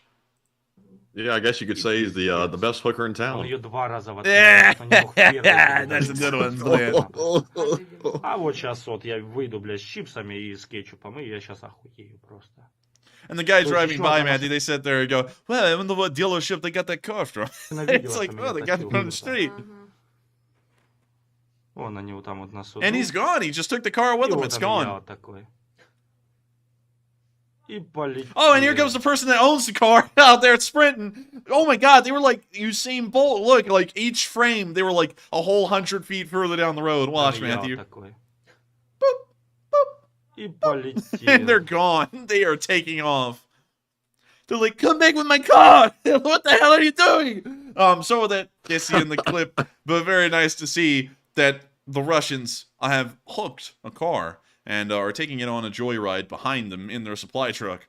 We're now going to be moving on behind the lines and in the area of Malnivka, where we saw a Ukrainian MiG-29 in flight today. This is about to lead us into that Bakhmut news, where the juiciest of juicy is happening. So, of course, we have to mute this, but you can see the pilot doing loops. Ukrainian pilots always look like they're having lots of fun in these things. And notice the clouds. Notice the clouds look nice and realistic. You know, they have depth to them. It doesn't look fake or No. phony. No, it doesn't at all. No. No, Bled. Look at this. You're doing another loop. And with that, that's the end of the clip. But I thought I'd show it to y'all because I thought it was nice. And so with that, it's now time for us to finally move on into Bakhmut. Bakhmut has been very interesting today. The Russians have lost most of their men today over the past 24 hours in this area. The Russians have also made very few advances. They've only been able to move across the street towards the Azov, and also they have only moved marginal directions elsewhere as well. It appears that most of the movement today was actually the Ukrainians pulling back in most spots. The gray filled in area is the no man's land. The other areas that are not filled in are Ukrainian controlled areas. The areas in red are Russian controlled. So it appears that the Ukrainians are still preparing their lines and making sure that they are best prepared for a withdrawal from Bakhmut if the situation does worsen. And it looks like these lines are shaping up to that. The Russians did cross this field up here near the Azov, which is kind of shocking.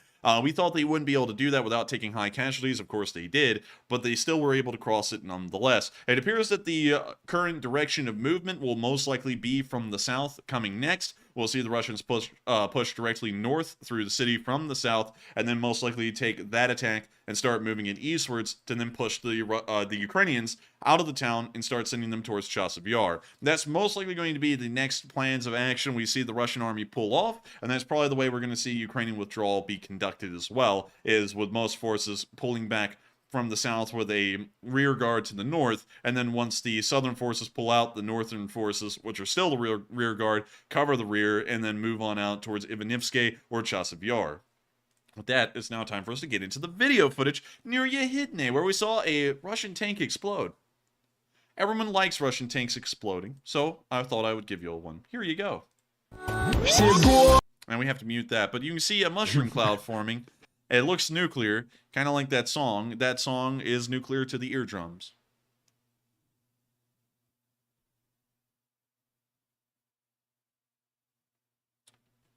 And so with that, that's the end of the clip. But you can see the little tank down there. And once again, for scale, here's the mushroom cloud again. That's how big the mushroom cloud is, and that's the tank.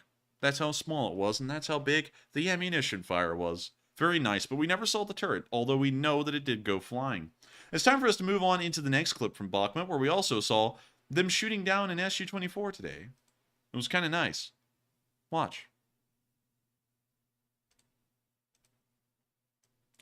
Meanwhile, in a bedroom in Bakhmut. I'm gonna get that sucker. It pulls up a stinger.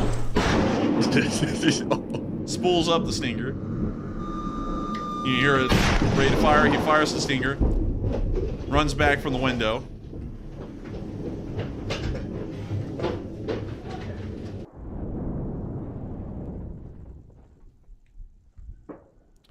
We can now see that Su-24 exploding in the distance with the pilot coming on down. Right into the fire? Oh, no, it's a little ways away. He got stuck in a tree, though. He got stuck in a tree. Good. Hey, man, that guy coughs like you. Listen. Yeah, just like you. He needs recoilless. So with that, that's the end of that clip, and it's now time for us to move on to the second one that actually shows the aircraft spiraling to the ground. So let me show you all that one as well. Let me go to Twitter. Tweet. Have you peeped the Twitter? So we can see the smoke in the distance. We can see them carrying a Piorin right here.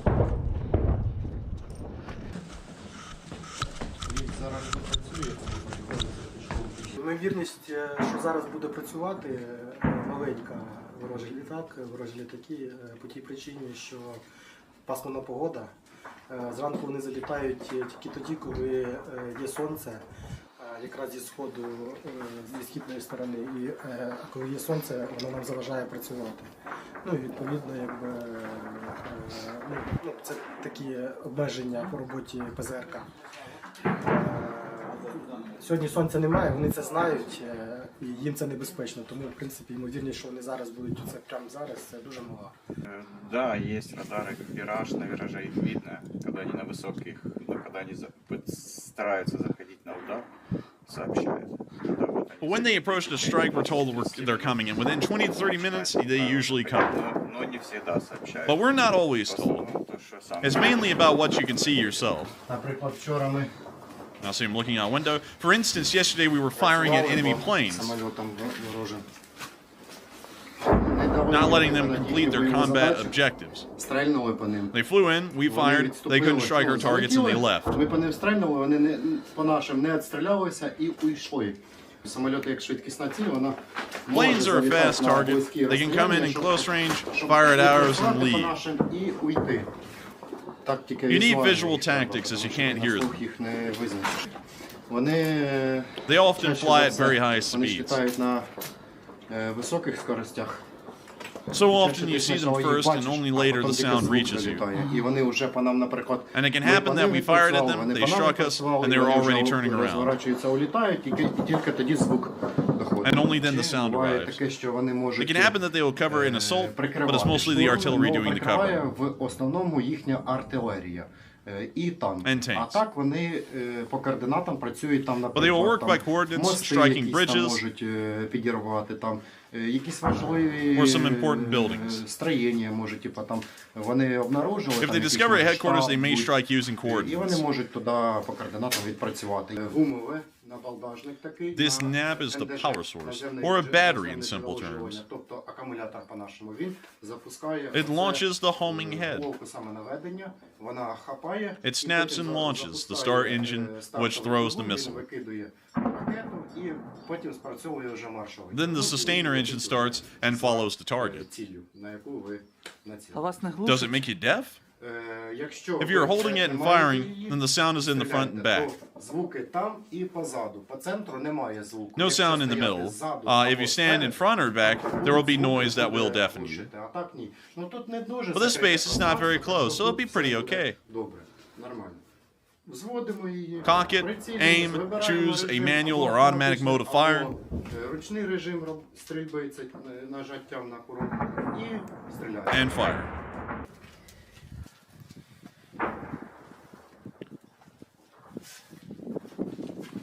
We can now see them looking through the sheet. We can now see them aiming that stinger that we saw earlier.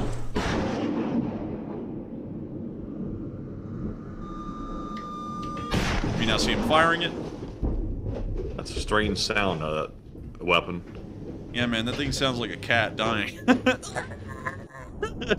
And there we go, the SU-24 exploded in the distance. Of course, we'll see the pilot's parachute here in a minute.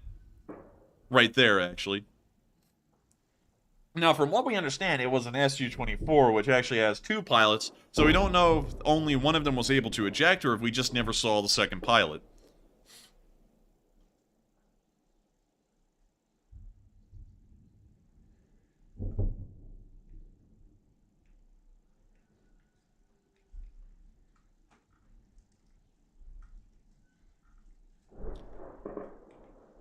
He got caught in the tree.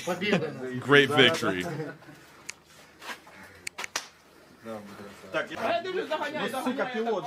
The effing pilot's alive. Was there a single pilot in the SU-24? SU-24 has 2 pilots, but one is a gunner. He was flying up and then down.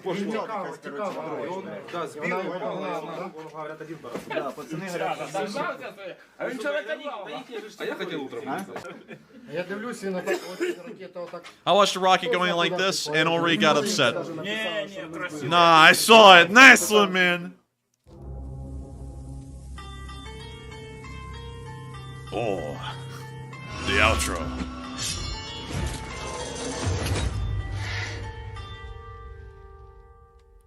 Dude, the 93rd Brigade's got a pretty cool outro, man. I mean, like, every single time. But with that, that's the end of that clip, giving you all the detail of how the SU-24 was shot down. And see how I said that? That was very observant of me, man. You see how smart I was? I was very smart. I said the SU-24 had 2 pilots, and I was right. It has a gunner and a pilot, so there's 2 guys. See? That's what it looks like. 2 guys. Oh, yeah. Look at that. Look at that. Very cool, right?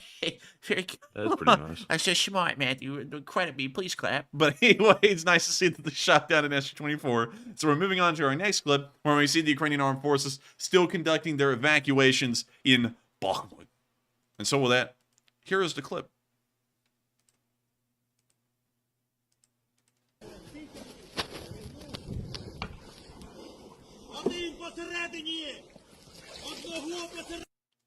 And so with that, that's the end of the clip right there.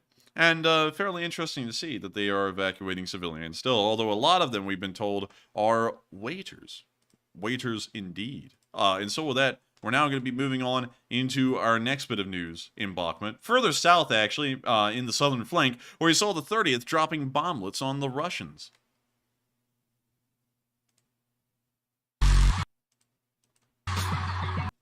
So we're going to mute that real quick, because the music is unequivocally bossing.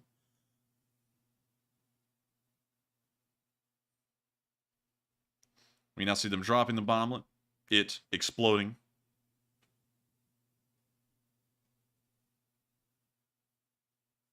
We now see them moving on along, ever so carefully.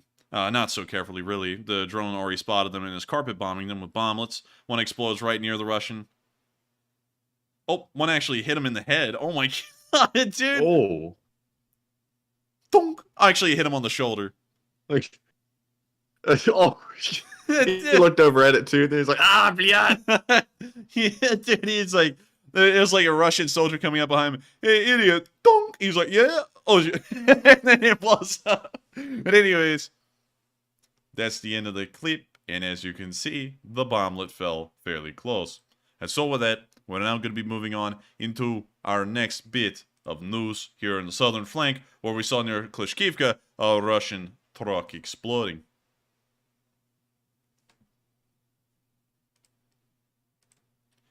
And so this is in the area of Bakhmut, of course. We check clip.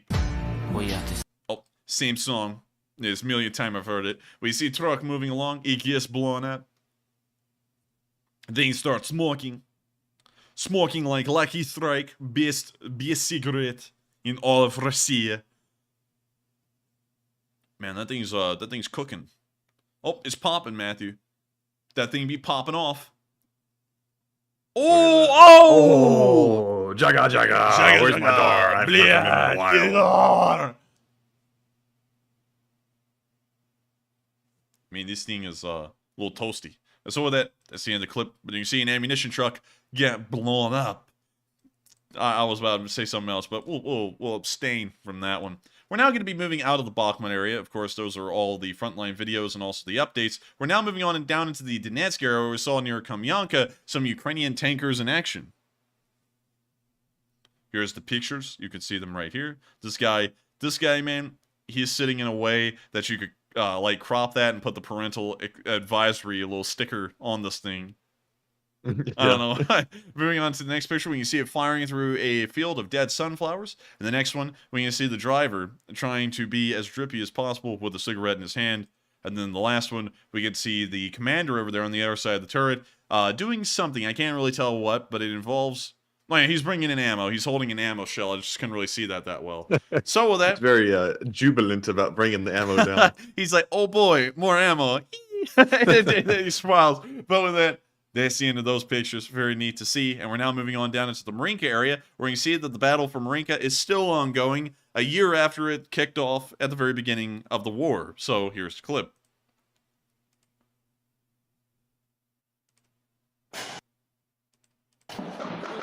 Це, блядь, війна. Войнушечки граємо. З підарами. Ну, давайте, уроди. You hear the firefights going on in the distance. Давайте.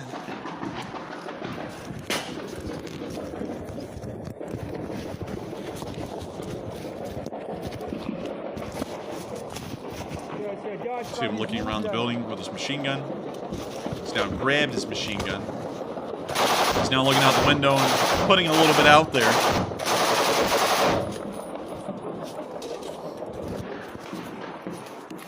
What kind of gun is that? It's a high rate of fire on that. That thing is called a PKP. PKP. Machine gun. There we go. This is it right here. PKP machine gun. I like how fast it fires. I would like one. This thing, I think, shoots 7.62 by 54R, which is kind of old, a little ancient. It do. It do. This ammunition has been in service since 1891. That's a long time. That's a long time, Matthew. A fairly long time. People these days, Matthew, they could get lost in that amount of time. People have been born and died several generations over, and this ammunition is being used on this gun. And this gun, oddly enough, has been in service only since 2001.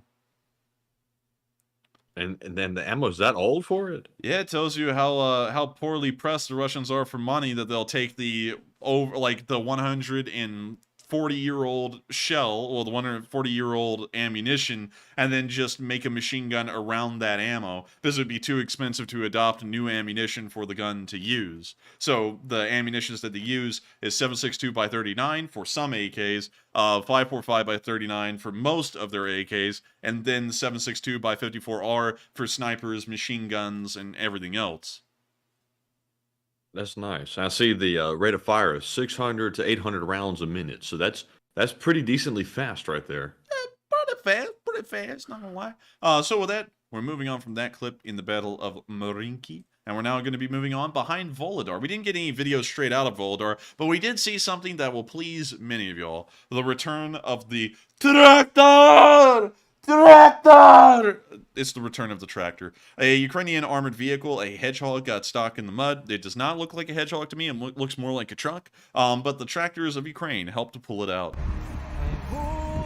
Oh my god, it's the same song! It's the same, it's been a year!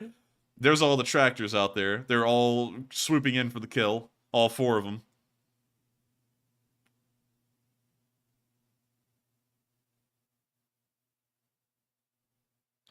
We can now see them trying to get the armored truck set up. We can now see it.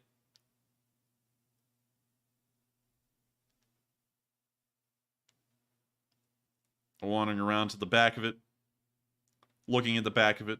Walking around to the other side of it. Looking at the side of it. Observing. Looking at the ladder. Looking at the door. Opening the handle. Covered in mud. And guess what? Door's a little hard to open. But once it opens, ba-boom, got car seat. And guess what? Even better. They got seats that are sittable. Hey! Always wear your seatbelt. Always wear your seatbelt. Always! They get fired at with machine guns. but sir, our engine is on fire and we're missing all wheels. Stay in the seat and wear your seatbelt.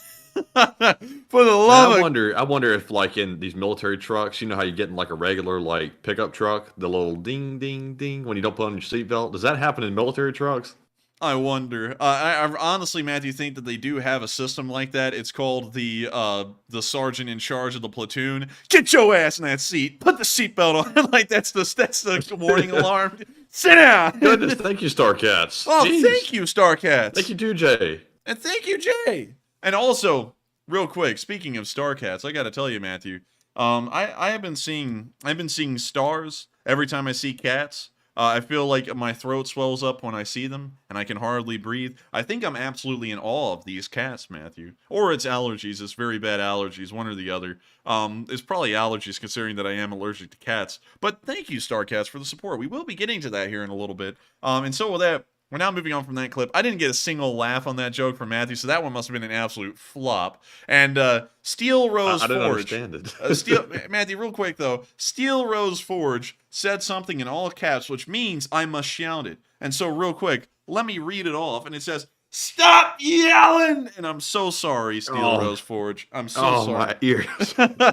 I'm so sorry, Steel Rose Forge, for yelling. Of course, we don't like to yell, but whenever anyone puts anything in all caps in the chat and I read it, or anywhere for that matter, I always shout it because it's just the way it's supposed to be read. But I do thank you for letting me know that it is a little loud, and we will make sure to stop yelling, at least the best we can. So with that, we're now moving on to Zlotna Niva, where we saw the Ukrainian soldiers waiting to launch their drone. Apparently they're waiting for the command to launch it, so they set up all this stuff, and then they just sit out there.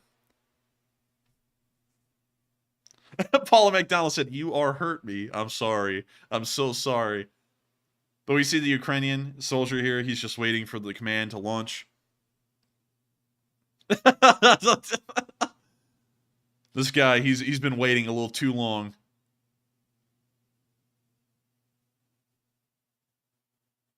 Uncle Grandpa, come on, man. Come on, man. Oh, I can hear Enforcer Matt breathing. I be dipped. Matthew, that's it. That's it, man. I honestly can't hear you breathing. I haven't had that problem all stream. No, he's joking. Now that he does that all the time. Now that I said that, though, Matthew, I will probably start to hear you breathing, and your microphone will pick up everything over there, including your fingers snapping or something. But with that, that's the end of that clip. And y'all can see that just like in the Ukrainian military, it's like every other. To hurry up and wait is the name of the game. And it looks like these guys hurried up so quickly, they'll be waiting for a while. With that, we're now going to be moving on from that little clip and on into the middle of the southern front in the area of Huilopol, where we saw Ukrainians having dinner time. They be eating that dinner. I don't know what kind of music that is, but I feel like it's copyright. They have tomatoes, they have things, they have teeth, actually garlic cloves, I'm just kidding. Some kind of jam, I think. Hopefully. Fried rice? No. Soup? Mm. Oh. What the hell is that? Sausage? They got, what the hell are these? Is that olives? Salamanders. No. I don't know what those are. It looks like Spam with olives and onions on it. And then they got these pickles. And then they have little plates. Liverwurst. Like Zoink Scoop, all they have here is liverwurst. But anyways, they got like little bread things. I don't know what those are. Got some yogurts. Got this like, they got milk. Milk in like a Capri Sun like thing. It says moloko, which means milk. And, I mean, it looks luxurious, but it's just not my type of food. I mean, this looks like, I mean, like, if you're starving, though, that looks great, and it will be good. We see the cook over there, and that's the end of the clip, and very nice to see that they're going to have a whole full-course meal. I mean, Ukrainian soldiers pretty much get, like, catered food, Matthew. They, like, call up, beep, beep, beep. Hey, is this battalion headquarters? Yes, we would like to get some Chick-fil-A catering, please. Yeah, you know, that's like, it's pretty much like that. They eat well. Meanwhile, in Polohi, battle has picked up here, and it looks like from the caption, and let me make sure I read this right because there was a little bit of confusion earlier when I was putting this up. The result of the Battle of Pologi in the Zaporizhia region, the armed forces of Ukraine attacking Russian positions. So I don't know if these are burning Ukrainian vehicles or burning Russian vehicles. If they are burning Ukrainian vehicles, it is an attack. Casualties are expected. It's just a question of, are they incredibly high or are they incredibly low? It looks like there have been no comments on this post either. So let's watch the clip. So we can see 2 vehicles burning in this field. We can actually see a third one back there, and some trench works in the middle of the field as well. We can't really tell the direction that the vehicles moved in from. And we can see some kind of fortifications out there in the distance on the end of the trench work.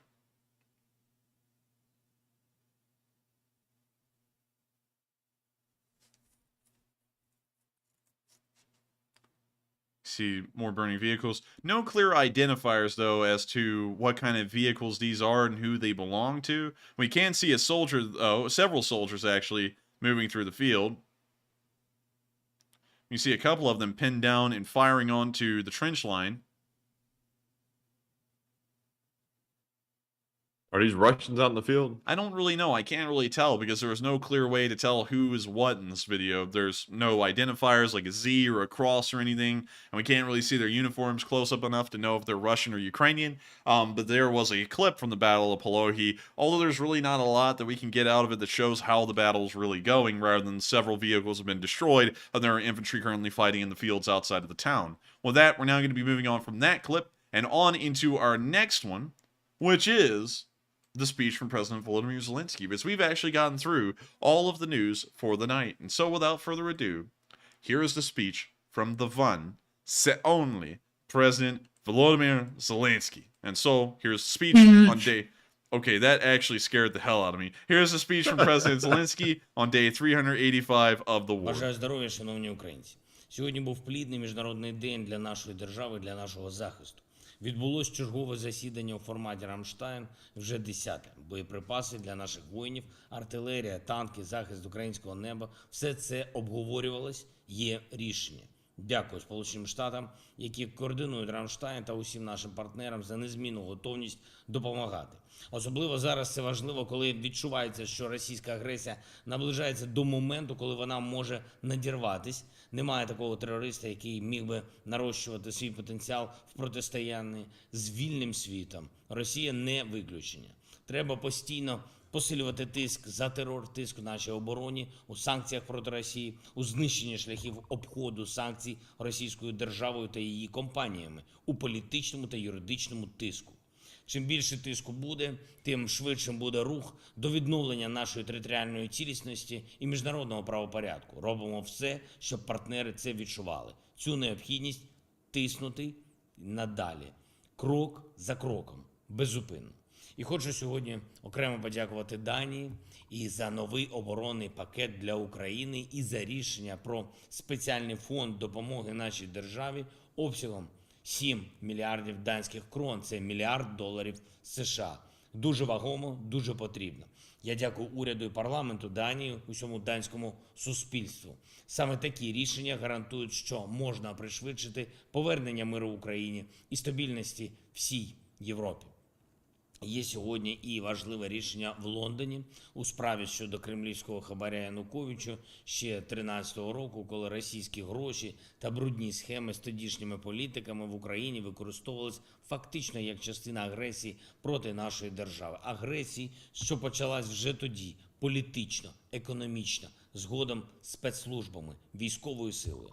Саме в такому контексті і варто розглядати справу про 3 мільярди євробондів. Повністю розглядати, і це справедливо. Звернувся до учасників і учасниць потужної британської конференції, спілки редакторів. Це зібрання провідних медійників Сполученого Королівства, сильних журналістів, сильних редакторів, людей, які фактично присвятили своє життя свободі слова. Закликав їх ще активніше поширювати правду про російську агресію, про наших людей, яким Росія ламає життя, про наш захист, який повертає українцям та усім європейцям свободу та безпеку.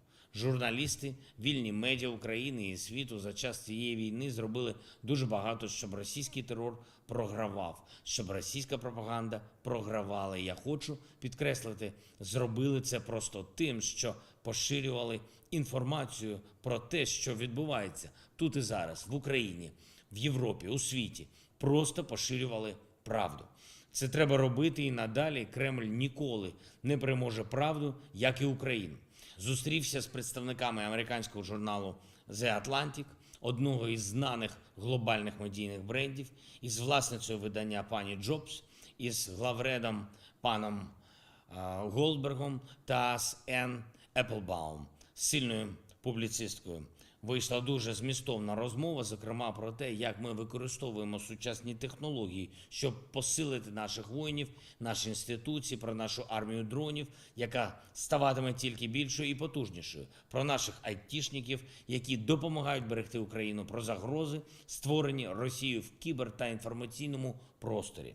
Світ має знати, що держава-терорист прагне принести знищення не лише нашому народу, а усім народам, які хочуть бути вільними. Звичайно, постійно перебуваю на зв'язку з нашими військовими, з командувачами.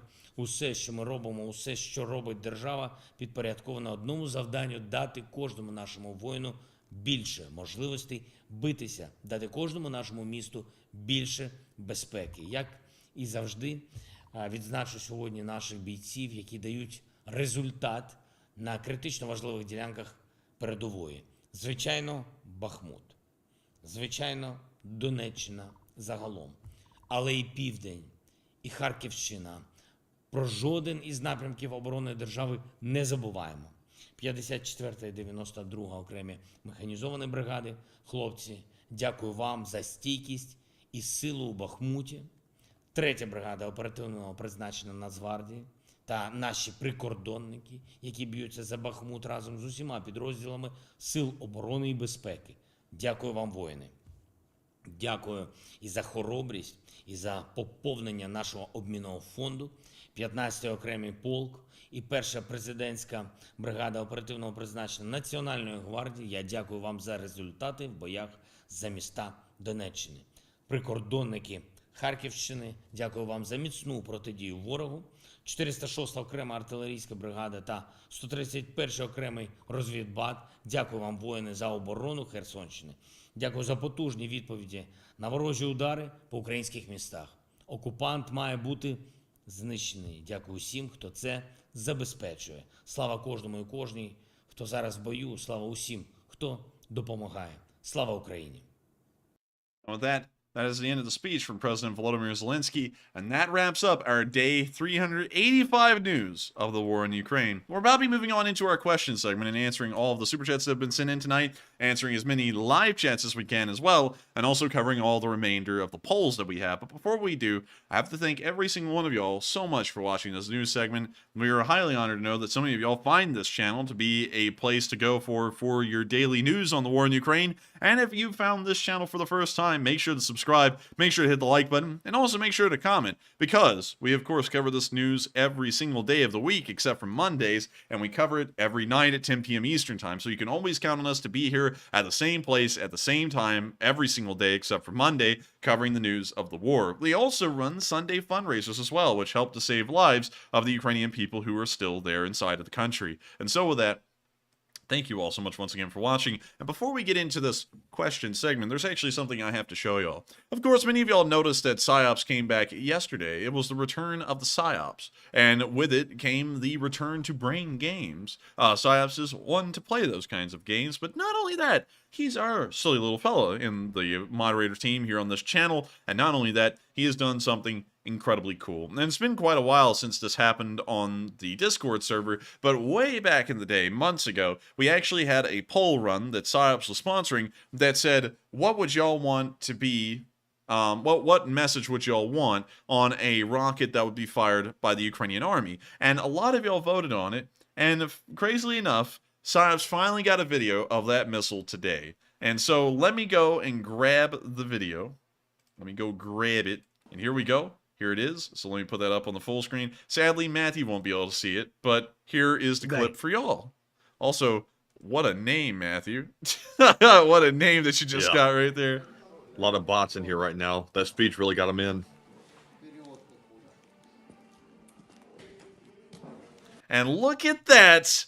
Isn't that cool or what? And a huge thanks to PsyOps for doing this for the Lee Spring Army. This has been in the works for a very long time, and we're finally seeing that this rocket will be ready to go and ready to fly here soon, hopefully hitting Russian forces in the process. And I got to thank PsyOps so much for doing this. It's incredibly cool. And not only that, it's just so neat to see that it says, you should have listened. It's Snake Island. Yeah, let's say PsyOps. That is so cool! So thank you so much once again to the PsyOps for once again conducting those PsyOps, the best PsyOps that one can do. And of course we wanted to make sure to mention that before the night was out, because that's just incredibly cool and a huge tribute to the Lee Spring Army and everything that it stands for. And so with that, we're now going to be moving on into our polls, and Matthew has been swatting bots. We got a Twinkie, and we also got a flying F. So very, very interesting. I guess no one gives any flying Fs about the Twinkies, but with that, we are now on into the polls. So with that, what do we got, Matthew? All right, and we have 4 polls to address during our final question segment. The very first one is a shocking one. The poll says the IAEA, which is the regulatory body for worldwide nuclear-related stuff, says that they warn 2 tons of uranium are missing from a Libyan facility. And what are your thoughts? And yes, 2 tons of, I believe it was refined uranium or something like that. I think it was either raw or refined. I can't remember. We'll have to look that up. It's enriched, Matthew. I don't think it was enriched. Are you sure? We'd have to double check that. Let's see. on the poll, 66% said that's very bad. And where is it? 9% said unsure. 18% said, is it really missing? And 6% said, no big deal, it's only 2 tons. Now, 2 tons is quite a bit, I gotta say.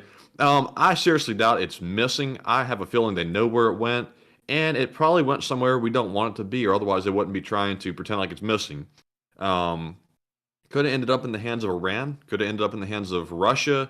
I probably think it probably didn't go to China. They've got their own supply of that coming in. But it probably didn't go to anybody good, would be my guess. But Enforcer, what say you? Well, I have to say what the hell is this? Okay, I was having to make sure that wasn't like a giant tire dump there. Sorry about that. What I would have to say is that it's 2 tons of natural uranium.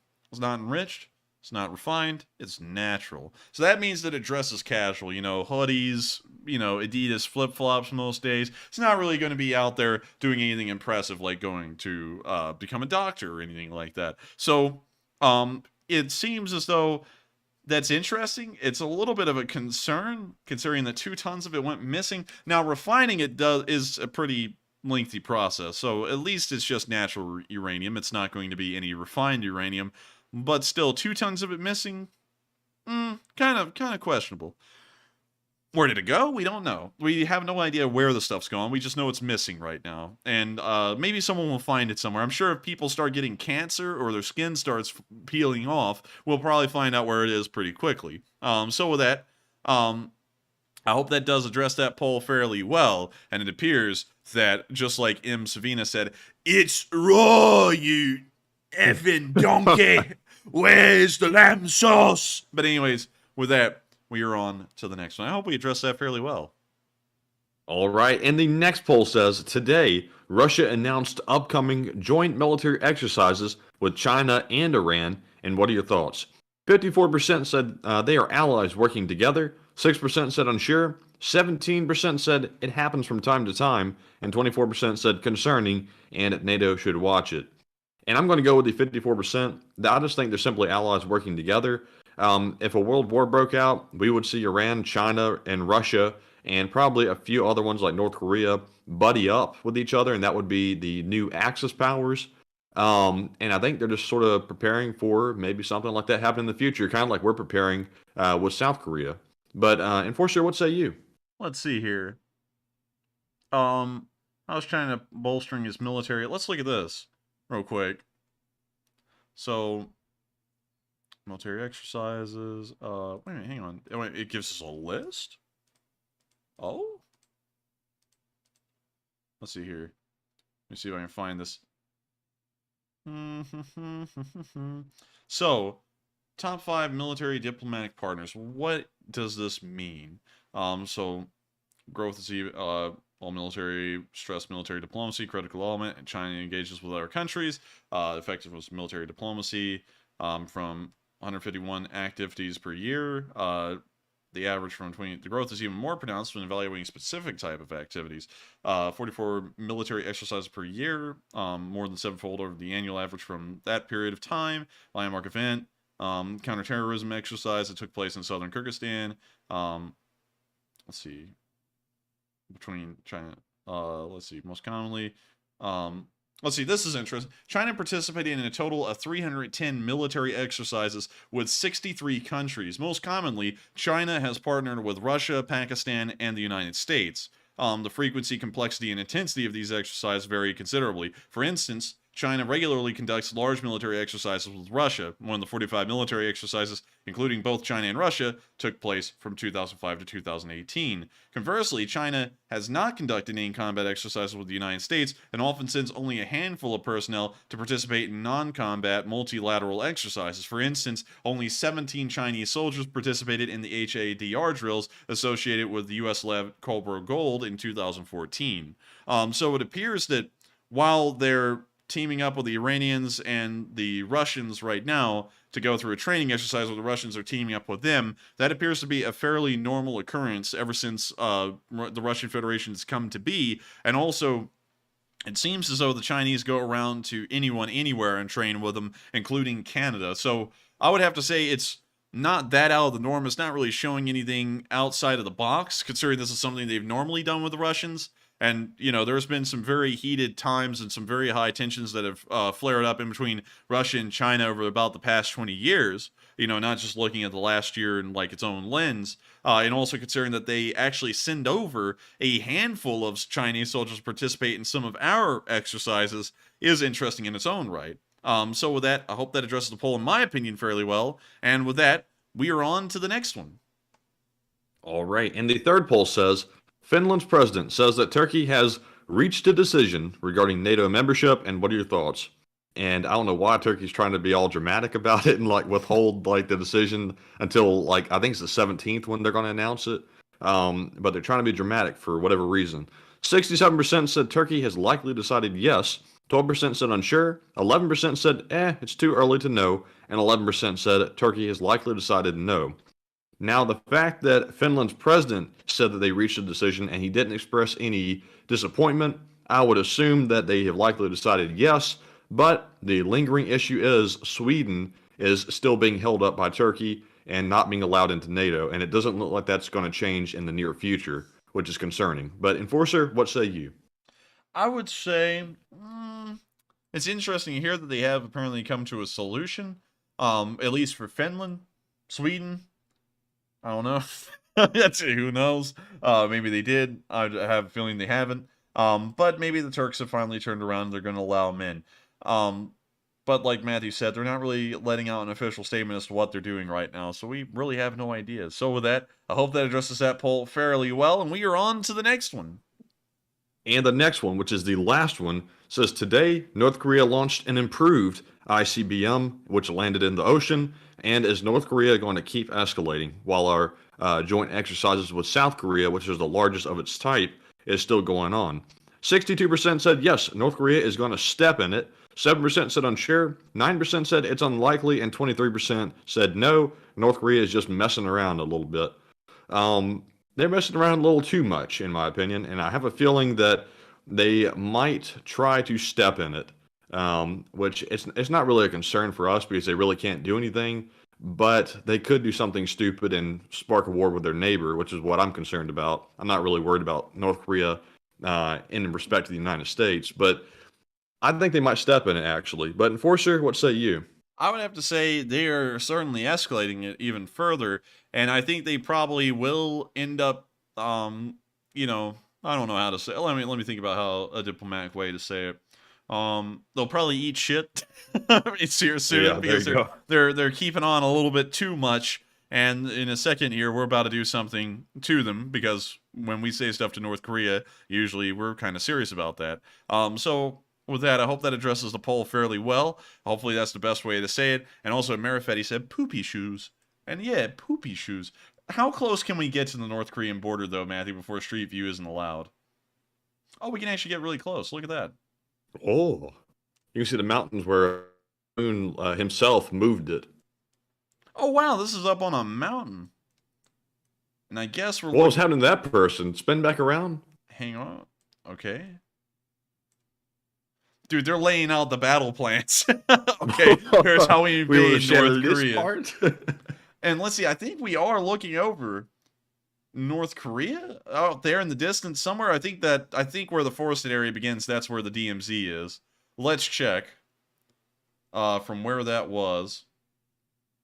So let's see, that was right there. Yeah, so the forested area appears to be the beginning of the DMZ. And let's go over here, because this one, oddly enough, Matthew, is right on the border. Like, it's literally on the line. So who took a picture here? And it looks like this one's blocked by the National Security Agency. Great to know. Great to know. So sadly, we can't look at that one. What about here, though? I'm really interested in this because I've never looked at Google Street View close to the Korean border. So let's see about this. Okay, so this is the closest we can get here on the shoreline.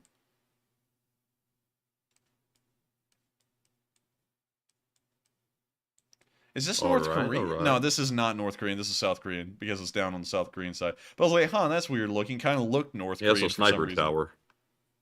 Oh, so, dude, they made or a observation tower. A sniper tower? They're going to make a freaking Empire State Building a sniper tower?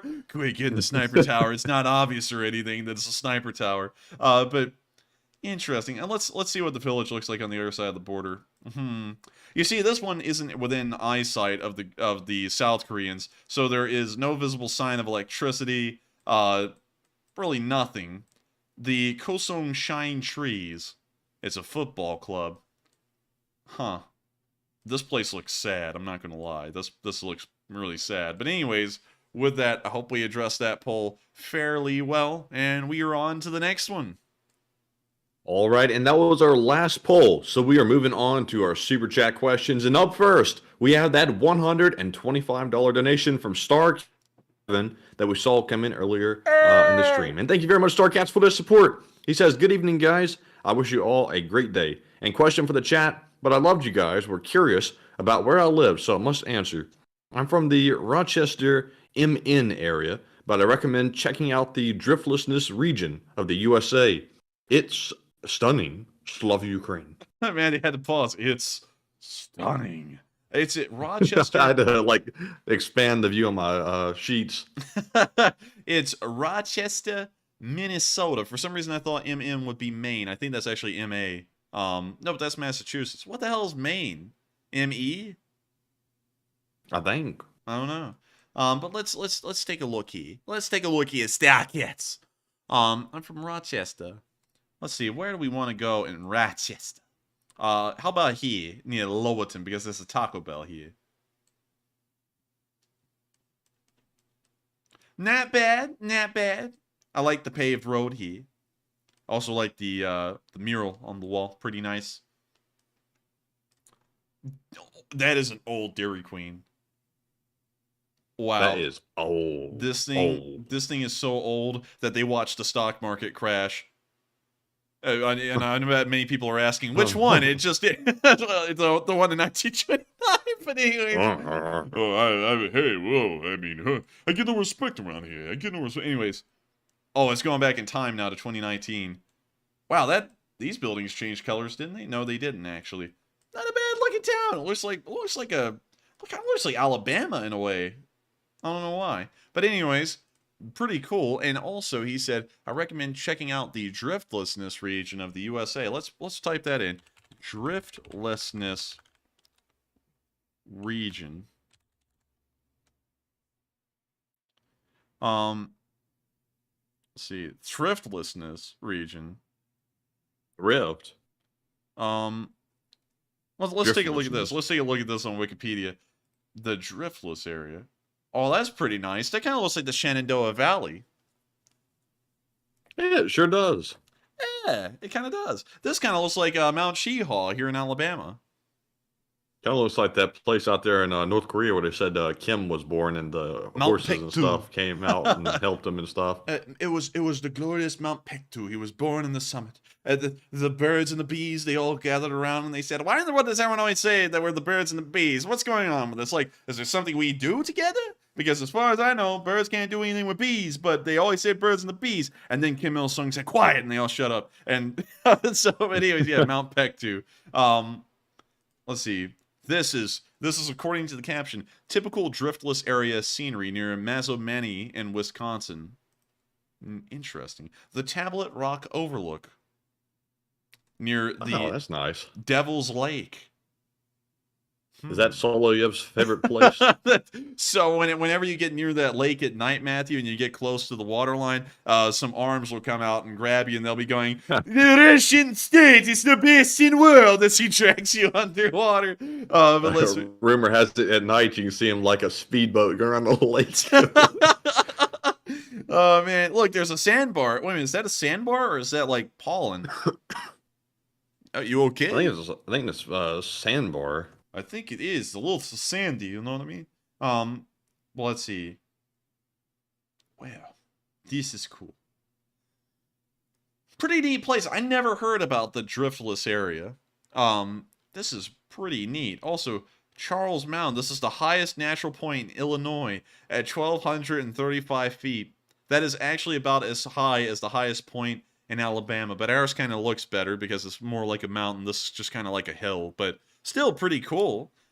So with that, I thank you so much once again for the support, StarCats, and helping this channel to keep on running, and also sharing with us a pretty cool little tidbit of information about that northern Central American area of the United States, in Minnesota, and all the way down to Illinois, and probably the northern area. And so with that, thank you so much once again for support and sharing that neat little thing with us. That was a very pretty place, I have to say. Maybe one day we'll travel up there and take a look at it. And with that, we are on to the next. But thank you so much once again for helping this channel to keep on running. All right, and up next, we have that $100 donation from BC Skyman. Thank you very much, BC, for that support. Once again, he says, how many troops are being trained in other countries now, and which countries are doing the training? Love you guys. And I thank you so much once again for the support, BC Skyman. And real quick, I'm going to have you reread the line, Matthew, because in case you don't know, there has been something that's happened to my head in the past 20 minutes or so, and I have a headache so bad that I have to close my right eye right now. So can you reread that one? It says, how many troops are being trained in other countries now, and which countries are doing the training? How many troops are training in other countries? Let's see. Ukrainian troop training. Let's see here. Where are Ukrainian troops being trained? According to the Department of Defense, training for Ukrainian forces of the Patriot Air Defense System will begin as soon as next week at Fort Sill. That was on January 10th. So we know that they're here at Fort Sill in the United States. We also know that they're in Germany, Poland, the United Kingdom, Spain, France, and I think those are the big ones. There are a lot of instructors involved. There's instructors from New Zealand and Australia. Those are in Britain. There are only American instructors here in the United States. There's also American instructors in Germany and also Poland as well, from what we understand. And I think those are all the countries involved. So let me think that out again real quick, and let me look at a map. So Poland, Polish, American, and German instructors are in Poland. There are I believe there's Baltic state instructors, but those went to Poland or the UK or Germany. There are German instructors inside of Germany working on German training fields along with Americans.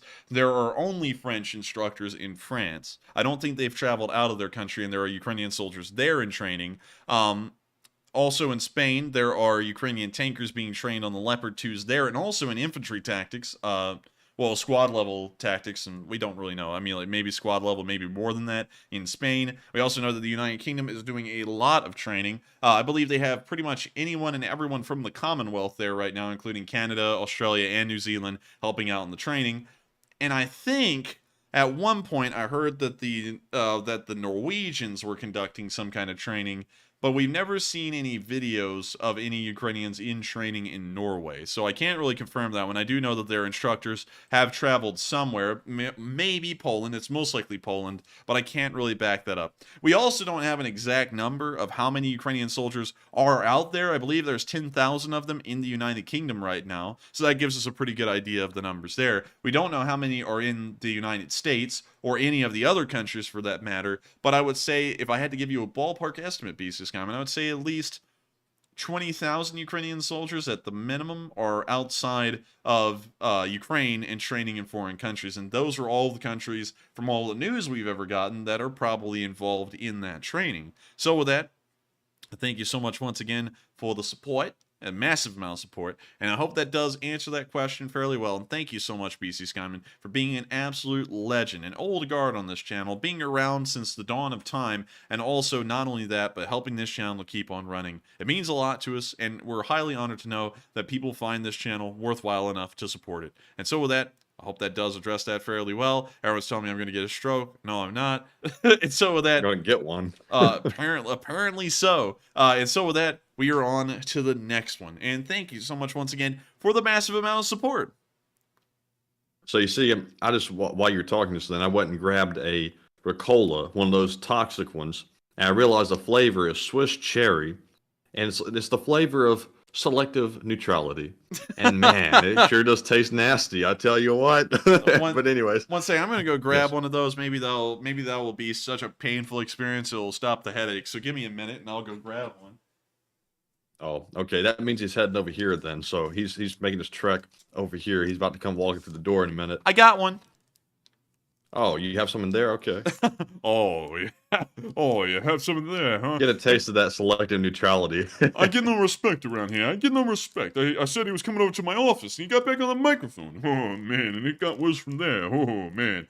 Oh, man. No, I'm telling you, my brain doesn't want to work with me. I was sitting there trying to run a show today, and then my brain said, hey, I feel kind of tired, boss. I'm going to start making you feel like crap. Oh, man. Oh, it got worse from there. Oh, man. But anyways, with that, we're on to the next one while the absolute pain of this thing kicks in. And so with that, on to the next one. But thank you once again for the support, BC Skyman. I hope we addressed that fairly well. All right, and up next, we have a $20 super chat from Certify. And Certify does not put in a comment, but thank you very much for the support and helping to keep us running and the lights on, as we always used to say, and we have to bring it back. We keep the lights on. I love that old saying. But Certify, thank you very much. And up next, we have a $50 super chat from, guess who? None other than Jesus UCSB, a proud member of NAFO, who says, sorry, I've been busy. I've been in the trenches of Twitter bonking Russian bots. They've been attacking us a lot. And haha, but this Mexican LSA tanker from LA Vilsec still loves the LSA army. And Jesus, I did see that some news organization of some sort, I don't know if they were really credible or not, tried to say NAFO was a terrorist organization, and that is absolutely nuts. Absolutely bonkers. That is crazy. I've never heard that one before. That's actually kind of wild. And I have to say, that's actually a pretty high honor for NAFO to apparently gotten enough recognition to now be called a terrorist organization. Don't think Ukraine would be given a plaque to NAFO if they were, but still, I gotta tell you, us being lizardmen, Matthew and me, we've been deemed lizardmen by crazy people out there. Gotta say, that's a fairly high honor for you to be called a terrorist organization. Now, to move on from that, and to address what you've said, Jesus UCSB, you have been busy, I will say. Matthew has been telling me about your deeds and your valiant efforts on Twitter. And I gotta say, it has been something to hear. Apparently, you go around, from what I understand, and you put a picture of Zelensky that says "you call" on the bottom of it wherever anything's mentioned. Yes. And I have to say, I've seen it. It is one of the funniest things I've seen, and I think that's great. I love it. I think it's funny, and also it's something that will probably leave Russian bots seething. And so I got to thank you so much for doing that. That's hilarious, and it's perfectly fine to understand that you've been away from the Lee Spring Army because you've been on campaign on behalf of the Lee Spring Army and NAFO. Also, very cool once again to hear from our Mexican LSA tanker from Vilsec in Los Angeles that still loves the Lee Spring Army. And I've got to say, I thank you for loving the Lee Spring Army. The Lee Spring Army loves you back because the Lee Spring Army is one giant army of folks that are all united under the same cause, the same exact ideals. Well, actually not, because I'm sure that, well, y'all are all united under the ideals that this channel lays out. We'll say that. So with that, thank you so much once again for support. I hope we addressed that fairly well, and thank you for helping this channel to keep on running. And so with that, we are on to the next one. And also, I saw a question earlier that said, why don't you take medicine for the headache? One, the medicine is really far away.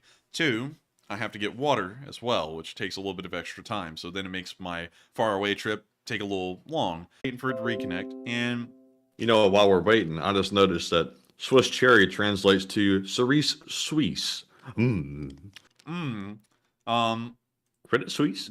I was about to say that. I was going to be like, Credit Suisse? But to answer that question earlier and get back to that, not only is the trip long, on top of that, I'm not really a big fan of taking headache medicine, or really any kind of medicine for that matter, because, you see, it takes away from the whole human condition. You see, suffering is a part of life, and you've got to learn that sometimes the pain your body is giving you gives you a pretty good idea of how well off you really are. And so I don't really take a lot of headache medicine, or really much medicine for that matter at all, because if I'm screwed, I want to know how badly I'm screwed and how badly I'm hurting, because how badly you're hurting tells you how bad off you really are screwed. Of course, that doesn't apply to everything though, but for the most part, like with headaches, I generally just try and weather through them and see, like, is this a really bad one? Because, you know, if you take headache medicine, it's we start talking... I've got the song wrong. Yeah, I don't even know what you're singing right there. The waters are rough, the waves are getting rough. But anyways, with that, we are on to the next one. While our OBS decides to do red light, green light. All right. And whatever the problem is, if it's on YouTube's end or whoever, I wish they would get around to it because it's getting to be quite annoying once again. But up next, we have a $20 super chat from Scott. And thank you very much, Scott. He says, my college major was digital animation and game design. And I can tell you, that is 100% CGI on the drone video. The lighting and shadows are off. The size of the drone is too small. The propeller doesn't have a rolling shutter effect. And the camera movement is too perfect. And I have to agree with you 100%, Scott. I have to say, I don't have your expertise, but looking at it, it did look off. The one thing that tells me that it's off is this, real quick. I'll show y'all again. So let me go grab it. Let me go take this off screen and then go grab it. Oh, it's actually there in the bottom. Let me go grab it. All right, so here we go. You see the camera, little too, what do you say? Little too fluid? A little too perfect? Like, look. A little too good. And Russians aren't good at anything, so how could they stabilize that camera so nicely as it passes by while they're flying a whole jet? Su-27 cockpit. Let me take a look at that real quick. Uh-oh. This is the nail in the coffin right here. Notice this. Let me go find a real picture of an Su-27 cockpit.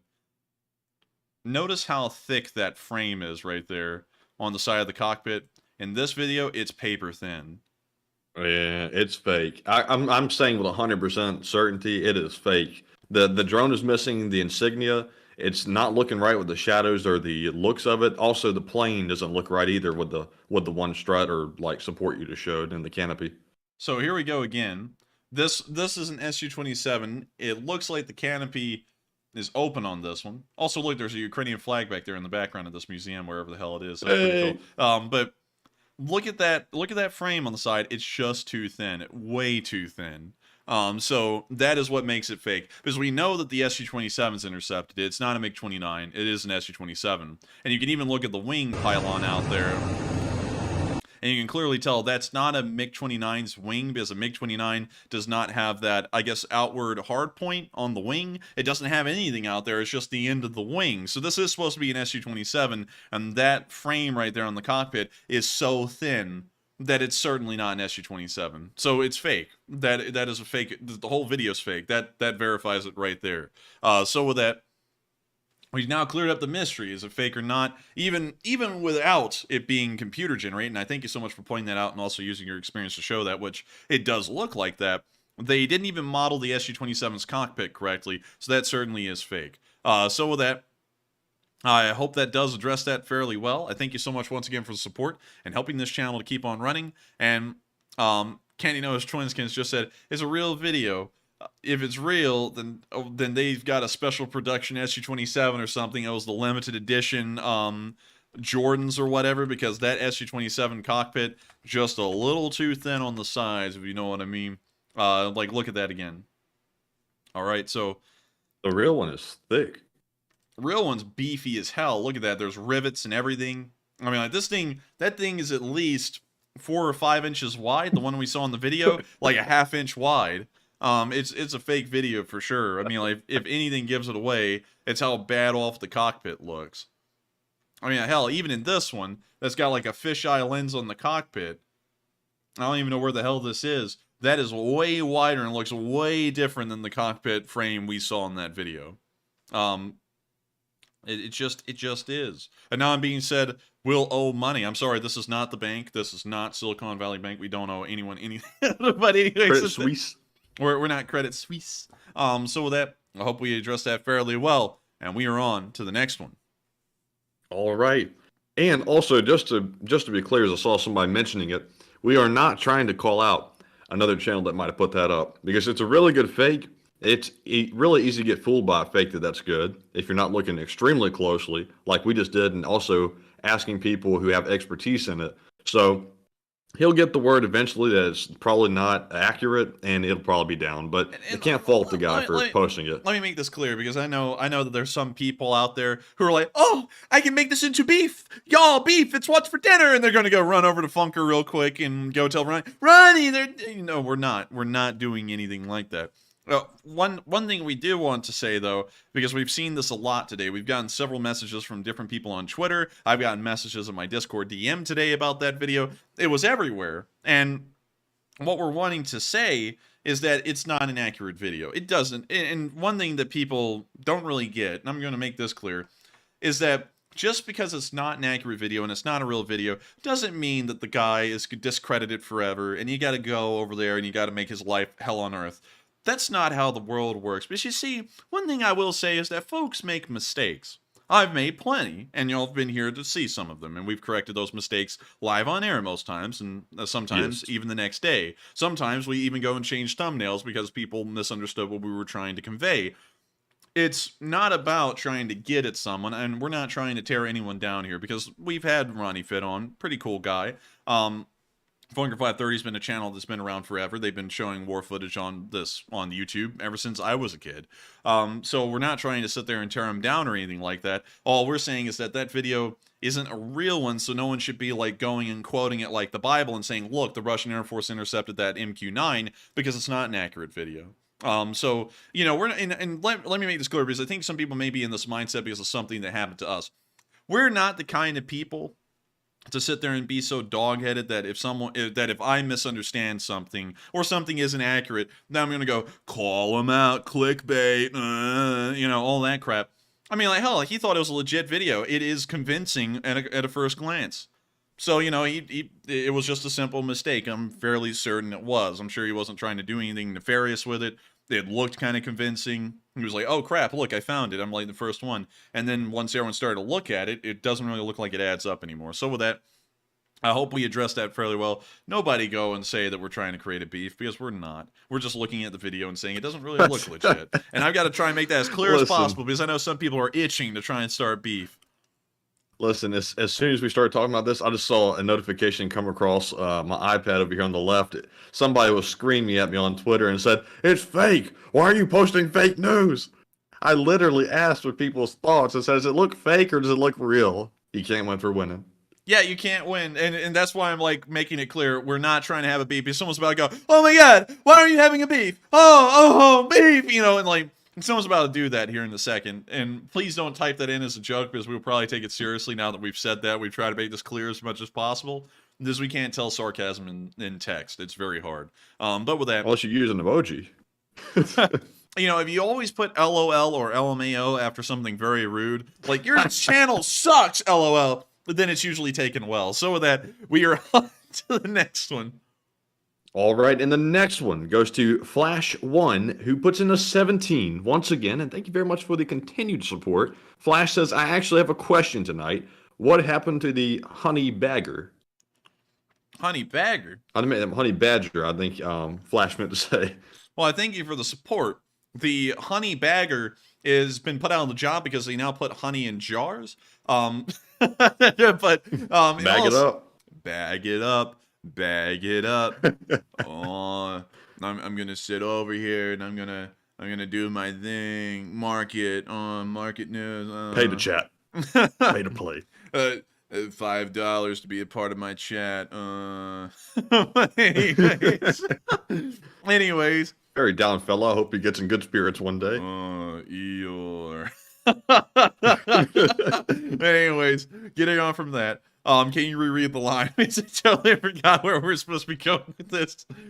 What happened to the honey bagger? Oh, what happened to the honey badger? Honey badger's still around. Honey badger's still on fleek.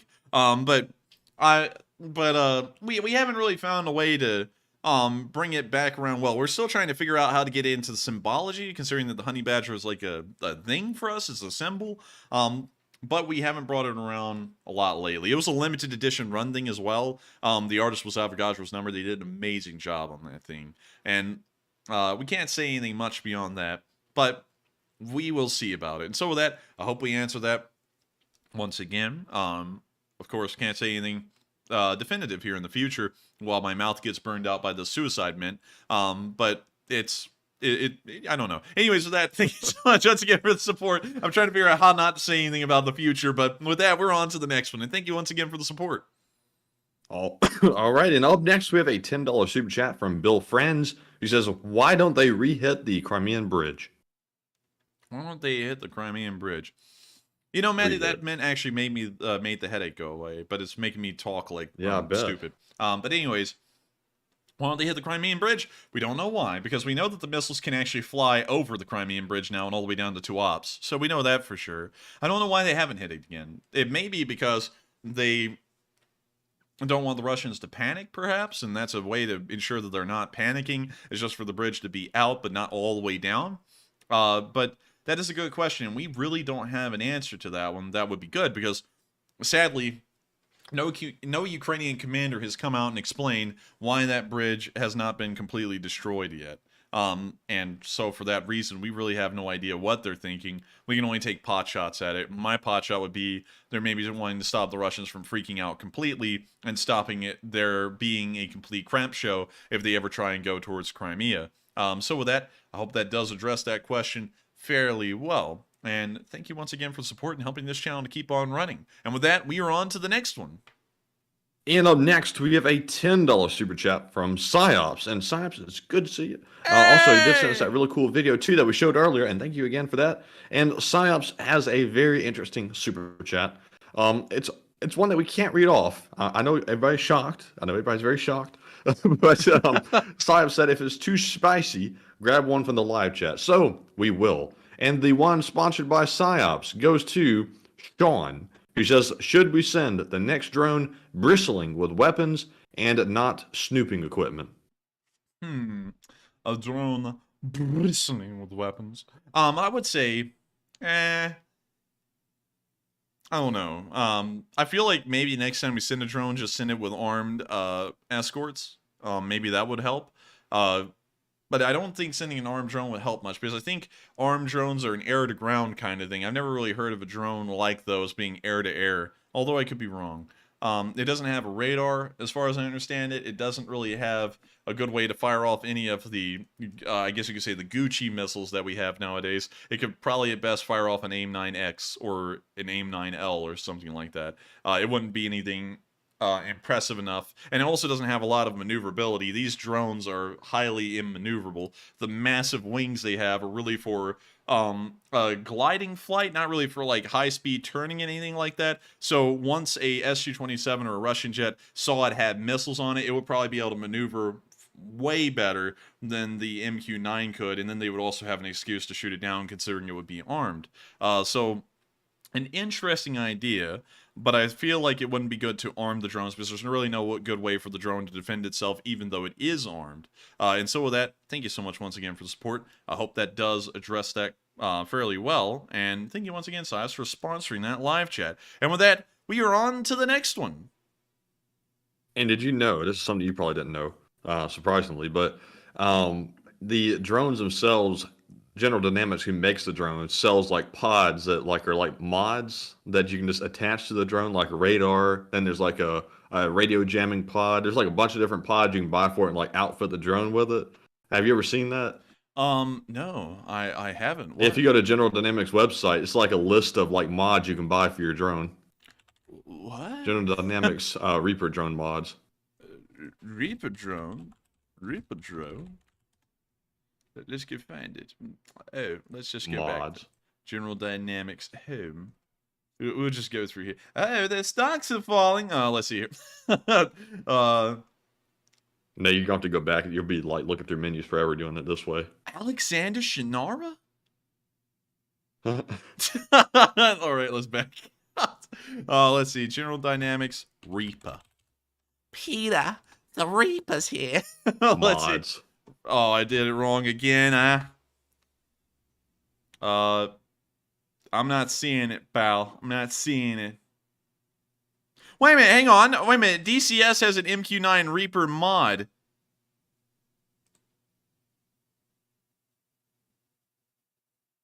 Is that an AIM-9X?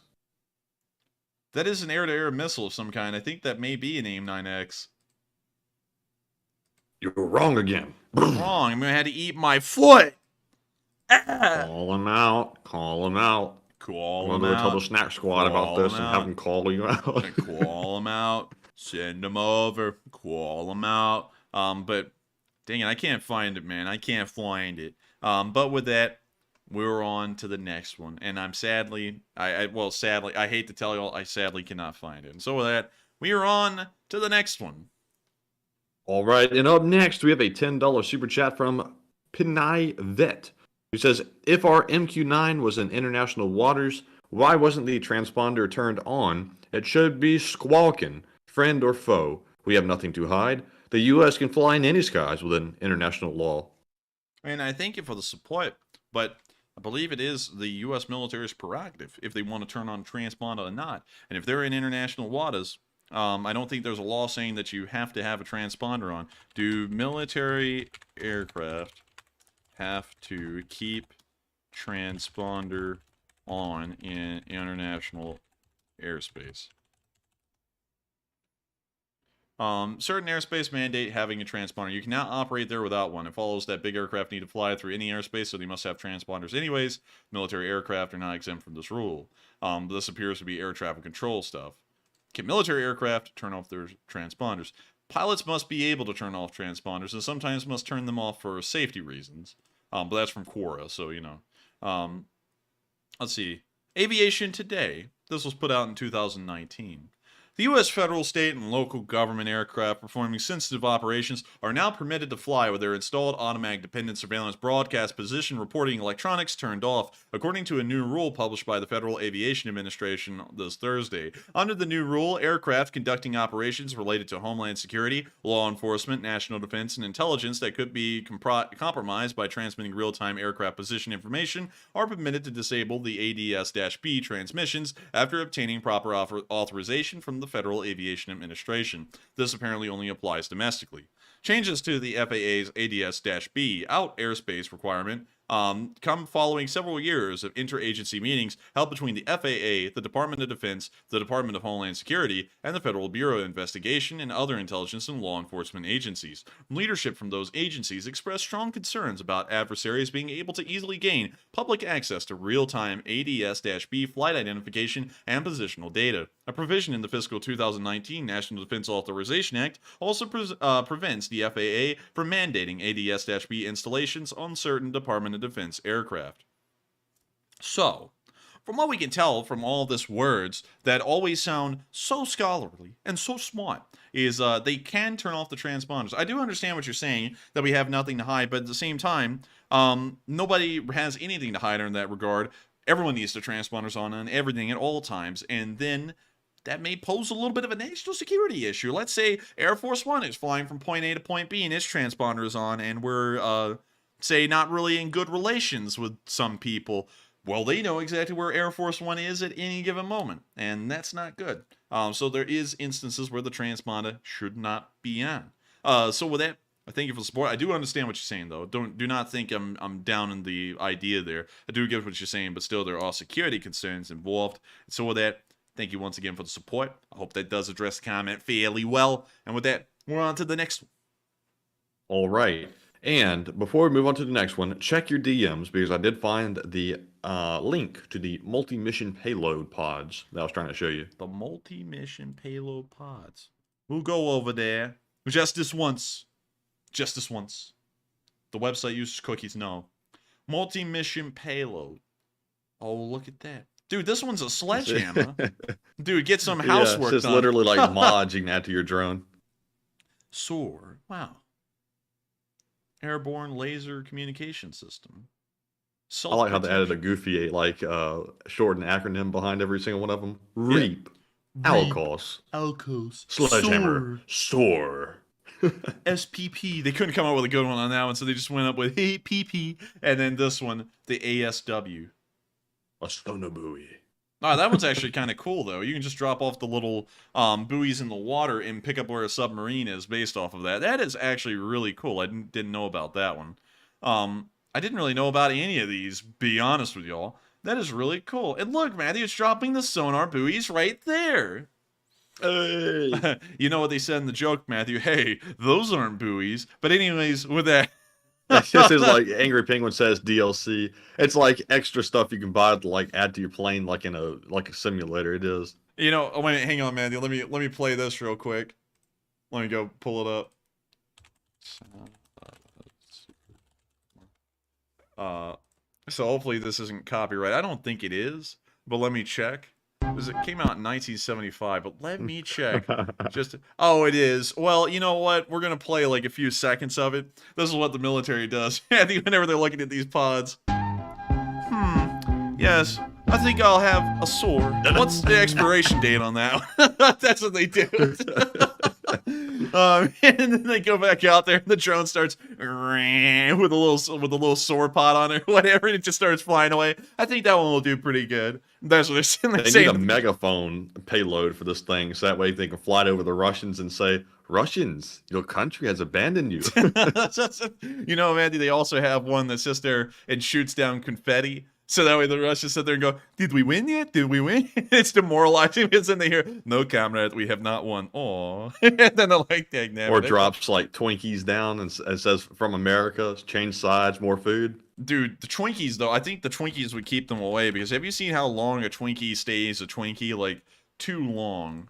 Way too long. Man, that's like the best thing that's ever happened to Russia is a Twinkie compared to their food. Yikes, man. I don't know. Twinkies are a little odd. I mean, like, they taste okay, but the fact that a Twinkie... Let me pull it up. The 20-year-old Twinkie.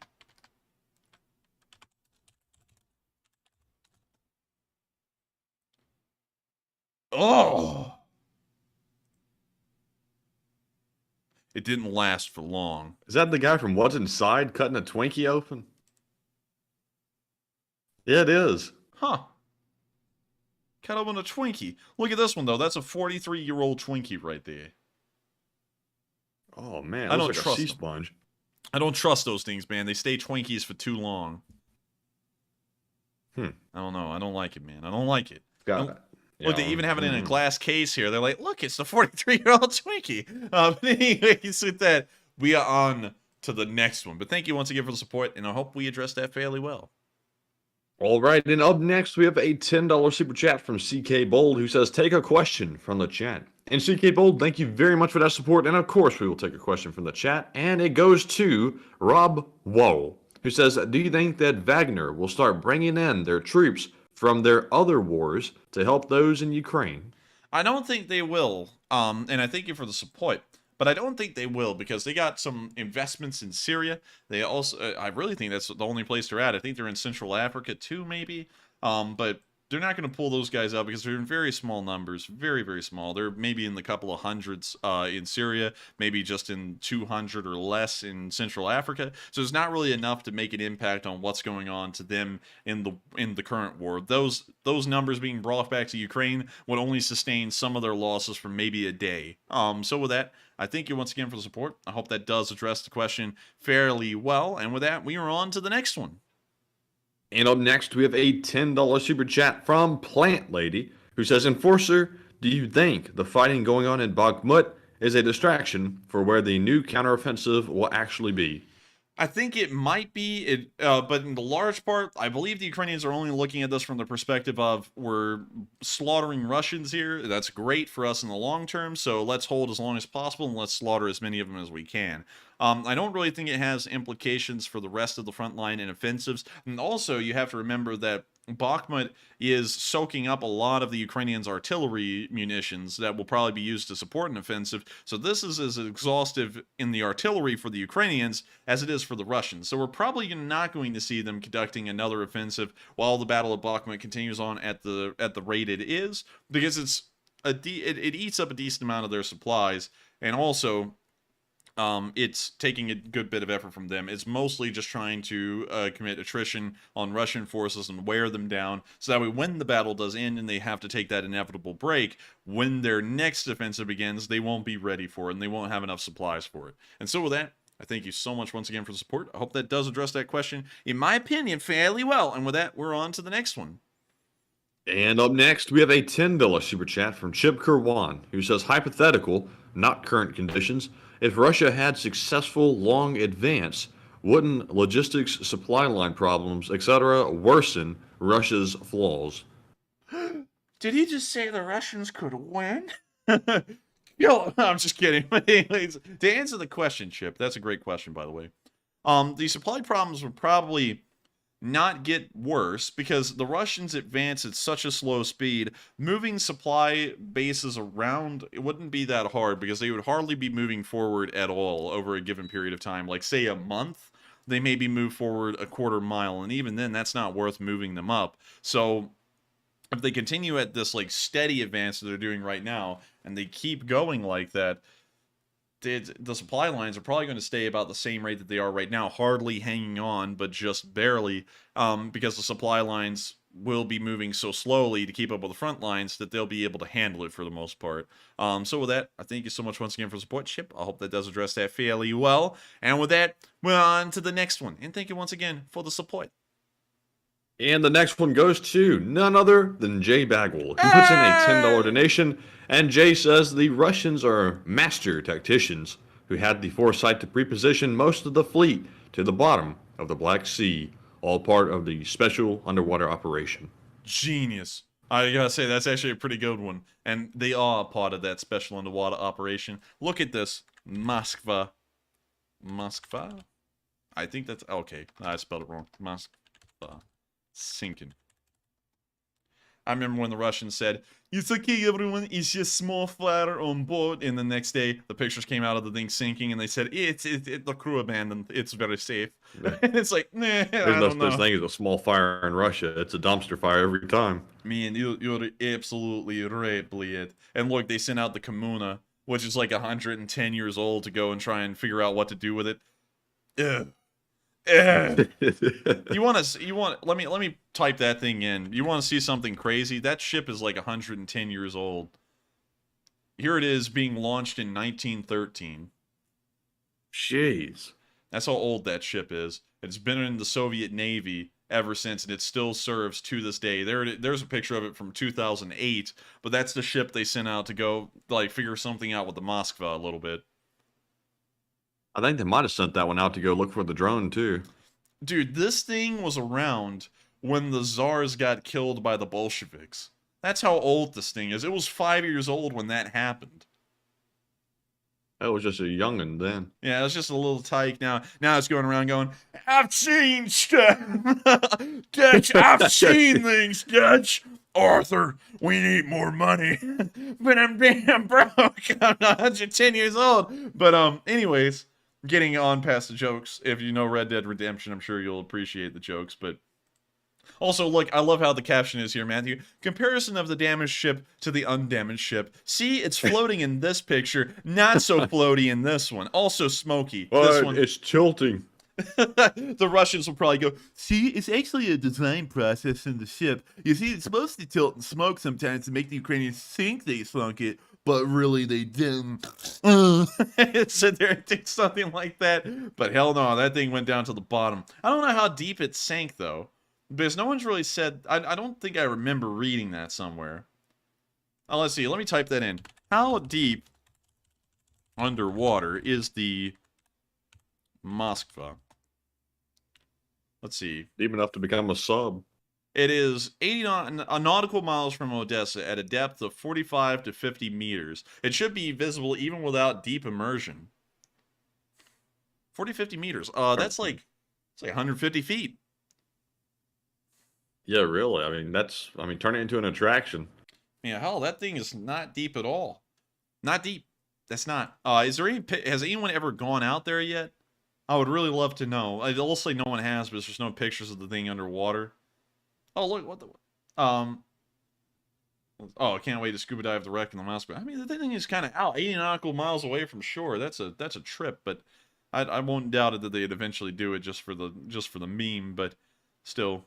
I gotta say, it's hilarious to know they sank this thing. And of course, I think, oh, wait a minute. Oh, look, guys, look, we got a legit picture of the Moskva taking its final dive. Look at that. That's like the Russian drone video, but for the ship. Yeah, but for the boat, you can buy me a boat. Also, real quick, wait, hang on, I gotta find this. HMS Victoria wreck. This one's cool. I promise you, man, this was going to be worth your time to see. So back in the day, there was this ship. It was a battleship that the British had called the HMS Victoria. I'll show you a picture of it right here. This is what it looked like. I'm just going to let you know, ships in the late 19th century were kind of ugly. So this is like the standard at the time of like ugly ship designs. But anyways, looks like the Titanic. Anyways, the admiral in charge had the ships ram each other on accident, which was a huge blunder on his end, and the ship sank so violently into the sea that it actually rammed into the bottom of the ocean floor head on. Like, it sticks upright. So let me see if I can find you a picture that shows that fairly well. It's going to be kind of hard to find one, isn't it? Yeah, it's going to be a little tough. I think this is going to be the best one. It's kind of like a depiction of it a little bit, but that's what it looks like. It's rammed into the ocean floor like that, and it sits there to this day. You can actually dive to it and find it like these guys did in this picture, and it's just still there. That's messed up. Yeah, it's kind of messed up. Wait a minute, I think that might be... No, but that's not the picture of the Victoria, but anyways... That's a wreck of Lebanon. That's the wreck of Lebanon. I think Lebanon's still afloat. I think it's still a country, but I don't know. Maybe it isn't. But anyways, with that, I hope that does address that fairly well. Thank you so much once again for support, Jay, and being an absolute channel legend and one of the few fans I've met in person. And so with that, we are on to the next one. And thank you so much once again for all the support that you've given us over the course of a year or more than a year, and of course helping this channel to keep on running. And with that, we are on to the next one. And up next, we have a $10 super chat from Craig Platel, who says, per the 1982 UN Convention on Law of the Seas, territorial waters are 12 nautical miles. Next 12 miles, nations can enforce laws, such as pollution regulations. Interesting, and I thank you for the support and sharing that with us. And I'd have to say this. When's the last time that you've taken a ride out on the ocean, the big sea? Did y'all know something interesting about the environmental regulations that we were just shared the information on? What? here's something interesting. You know that big boat that got stuck in the Suez, the Ever Given? Oh, yeah. Here it is. Here's a picture of it. Pretty big boat, I must say. People are still stuck on that. People still make jokes about that thing, Really? too. Yeah, I mean, like, no, it's not stuck in the Suez, but people are still stuck on making the joke. Anyways, this thing's a big boat. And whenever it enters U.S. waters, it is, according to U.S. environmental regulations, falling within the standard. But once it leaves that 24-mile, I guess you could say, zone of control where we can enforce our environmental regulations, it switches its fuel. And this is something that I learned about a year ago. These ships only carry the environmental friendly fuels just for entering the national waters of a country that has strict environmental regulations. Once it hits the open sea where none of those regulations exist, it switches back to a fuel called bunker sea oil, which it's not spelled like SEA. It's literally bunker letter C oil. The oil is one of the most toxic forms of oil there is, actually, and is the #1 contributor. Just a few ships the size of the Ever Given put out as much sulfur dioxide, which is far worse than carbon dioxide, as all of the cars in the world. Just a few of these ships do that in the course of a year. So I actually did not know that, and that was actually pretty interesting to hear. So they actually have a special fuel tank in the ship that switches from bunker sea oil to the environmentally friendly oil once it starts to enter national waters. Huh, that's seemed like it'd cost a lot of money to set that whole system up just to save a few bucks and screw the world over. I mean, apparently, from what they say, it's actually much cheaper and much more affordable than using that type of fuel crossing the entire world, because bunker sea oil is cheap as it gets. Like, it's worth almost like pennies to the gallon. So they could just load up a ship with that stuff, and it's way cheaper than the several, I think it's like $2 a gallon that the other kind of fuel is, or something like that. But anyways, I hope we addressed that further. Well, interesting little fun fact about that. And with that, we are on to the next one.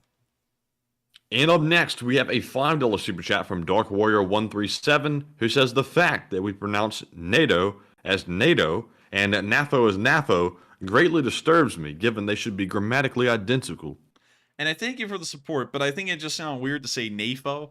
So we say NAFO because NAFO sounds neater. And but I do understand what you're saying. But I like NAFO. I gotta stick with NAFO. You know, potato. You know what I mean? But with that, thank you once again for the support. I do understand what you're saying, though. That would irk me if I was that kind of poison. But I'm not that kind of poison on this one thing, though. I'm like, it's gotta be NAFO because NAFO. I don't know, man. The NAFO kind of sounds weird to me. What do you think? Or you could call it NATO. What if we call it Nacho business? I'm just kidding. Anyways, thank you so much once again for the support. And with that, we are on to the next one. And up next, we have a $5 super chat from Paul Polanski, who says, I thought the West planned to sanction Putin's personal assets. Has this happened yet? And is it even possible? And Slava Ukraine. And thank you for the support. And if I'm correct, Matty, I believe that has already happened outside of Russia. His personal assets? I don't really know. I think I heard something a while back. They seized one of his houses in some foreign country. I don't know if it was his yacht. I think it was an oligarch's yacht.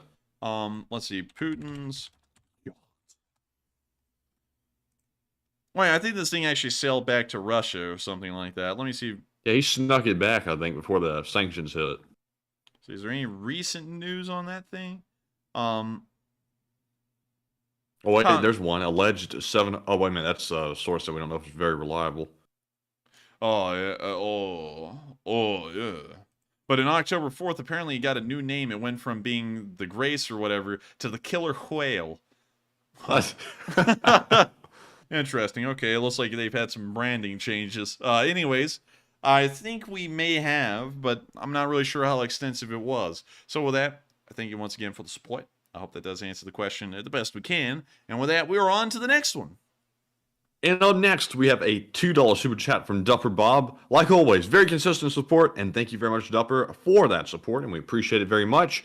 And we also have a $2 super chat from none other than Wendy, who doesn't leave a comment, but guess what? It is Wendy's birthday, I was told by Psyops. And Wendy, happy birthday to you, and I hope you've had a good one. And happy birthday to Wendy. And thank you so much once again for the support. Happy birthday to you. Well, I'm gonna stop right there. That first line came out badly, so we're just gonna forget the song. But still, if I could sing, I would sing you happy birthday. So happy birthday once again, Wendy. Thank you so much once again for the support. And with that, we are on to the next one. All right, and we are into our live chat questions early, so we can answer a boatload of them tonight. Up first, we have our Morse code, which is solved tonight by Cliff Simonson, Steve A, Mark Hodges, Rumpelstiltskin, and JP's RCs. They said the Morse code for the day is Wagner. Wagner sucks more than a Dyson vacuum cleaner, and they're the best on the market. We're not sponsored. BT. B2W is supposed to be, by the way, but I think I cut out the W in the Morse code message. It's just BT. That was when you shared that. I was like, oh dang it, I forgot the W. But ding, ding, ding, ding, ding, ding, ding, ding. That's the sound of money, and y'all got that correct. Wagner does suck pretty bad, I gotta say, and I'm glad to know that y'all deciphered that Morse code message and found that out for yourselves, because that message is only deciphered by our Morse code deciphers, and it's absolutely impressive to know that y'all been doing that for so long, so well, and so with that, we're now on to the next one. But thank y'all for doing that, and I hope everyone got a good laugh out of that one. I saw some people actually laughing at that one fairly well in the live chat already, and so with that, we're on to the next one. All right. And up next, we have a live chat question from T. Bell, who says, are you ready to have the Enforcer look up the USAF missile utility transformation via articulated nose technology, or Mutant Project for short? Mutant Project. Now I understand kind of why they have Mutant Project Z anime. No. I hate that autofill crap. The Mutant Project, U.S. military? You do realize that they took the word mutant and then they tried to make something fit the acronym, because there's no way in hell they just automatically came up with that. So dang, there's not really any good sources I want to click on here to go back up to the top. The drive, the Warzone's pretty reliable. The drive. It's not about the journey, it's the drive. Let's see, use a mutant missile that twists in midair to hit their targets. Okay, that's. I like to put that shark thing on the front. No. That doesn't look right. That doesn't. No, it doesn't look right. Nah, that doesn't look right. You're going to get hit by the flying ding dong. that ain't right. Dude, the ISIS leaders, if you threaten to hit them with this thing, they go, okay, I give up. Don't hit me. But let's see, exploring novel concept, scoring a hit in air-to-air combat. The idea is to use an air-to-air missile with a nose that bends to get a target before it can get away. The service uses this as one path to giving current and future combat aircraft, including a 6th-generation stealth jet being developed under the Next Generation Air Dominance program, a new way to engage increasingly maneuverable threats. Dude, this thing literally goes when it's on its way and the aircraft's about to maneuver out of the way. It goes, for you, and then just tilts the nose. Why do I imagine this missile being fired at a group of soldiers, and it goes Mach 10 up to the soldier? It comes to a dead stop. It taps him on the shoulder and says hello, and then it blows up. Dude, why in the hell? This is the dumbest thing I've ever imagined. How in the world does tilting the nose up 3 feet stop it? What the hell? It most of them are proxy fuse anyways. It doesn't even matter if the nose is tilted 3 feet to the left. It's going to blow up. This is the stupidest thing I've honestly ever seen. I mean, I don't even know how it would really work. I mean, unless if the nose cone shifting over like that can turn that missile at such a hard turn that it's unbelievable, I don't really see much of a help to this thing. I don't get it. It doesn't make much sense, and also just goofy. It's supposed to be the new defense to hypersonics, though, I think, in all seriousness. No, this is air-to-air combat from what they're saying. This is not to shoot down a hypersonic. This is apparently to shoot down more maneuverable aircraft. So, I don't get it. It's supposed to be for the hypersonics. But he says here, Matthew, let's see, to engage increasingly maneuverable threats. It doesn't say fast threats. It says maneuverable. Punch in on the Google and see if the mutant missiles are designed to go after hypersonics. I didn't intend to say the Google, by the way. That was a mistake. We're going to go to the internets. Let's see. Significantly increased missile range and lethality against high maneuverable targets with a better flight control actuation system. So it's just to try and take out more maneuverable aircraft, it seems, because that's the only thing that maneuvers. A missile flies in a straight line. Even hypersonics fly in straight lines just really quickly. This is talking about trying to make the missile turn to be able to get something that can turn out of the way. So that would be an aircraft of some kind, like a drone or a jet. Well, I think they're trying to make it work for hypersonic defense. Oh my God. I've heard that from a lot of people. Hang on. It does say down here, though, on Vice to blow fast-moving targets out of the air. So maybe that's where it's coming from. They're trying to, twist it toward the missile instead of flying it toward it. So they just twist it, and then it goes up toward it. Okay, but here's what I'm saying, though, Anthony. I can't get over the fact, it doesn't matter what this thing's being used for, that it looks like that when it's actually being used. That is bad. That's not a good look. I would honestly allow the performance to drop just so that way we don't have that. Like, that's not good. The hypersonic missile sees that coming. It's like, hell no. It turns out it goes the other way. Hey, oh no, I can't do that one. But anyways, with that, we are on to the next one. And thank you for sharing that with us. I'm glad we looked at it because that is a good laugh. And so with that, we are on to the next one. And up next, we have a $20 super chat from Marion Deemert. And thank you very much for the support. Please check out posts from Mick Ranger. He has such in-the-moment news on Ukraine. On Twitter? No, I think he's in the live chat. In the live chat? The Mick? Mick's been posting a lot of news, like, all night. So I've been looking. Sadly, he's talking about Denmark's government. He established a fund of $1.01 billion for military civilian business aid to Ukraine this year. Oh, that's nice. That's nice. He's putting out news. And thank you for adding to this, Mick, and sharing with us some news that I'm not covering. And also, thank you for pointing that out, Marion, because I didn't really notice that until right now. That's incredibly cool. And so with that, thank you so much once again for the support. And thank you to Mick, who's down there putting in the work and putting in the hours and taking what's ours in the live chat and making sure to cover that news that not even we are covering. And so with that, we are on to the next one. And up next, we have a $5 super chat from Craig Platel once again. And thank you very much, Craig, once more for that support. He says PKP is a development of the PKM from 1961. So that's why they use the same old ammo. Ah, yes. The PKM. Ah, yes, the PK.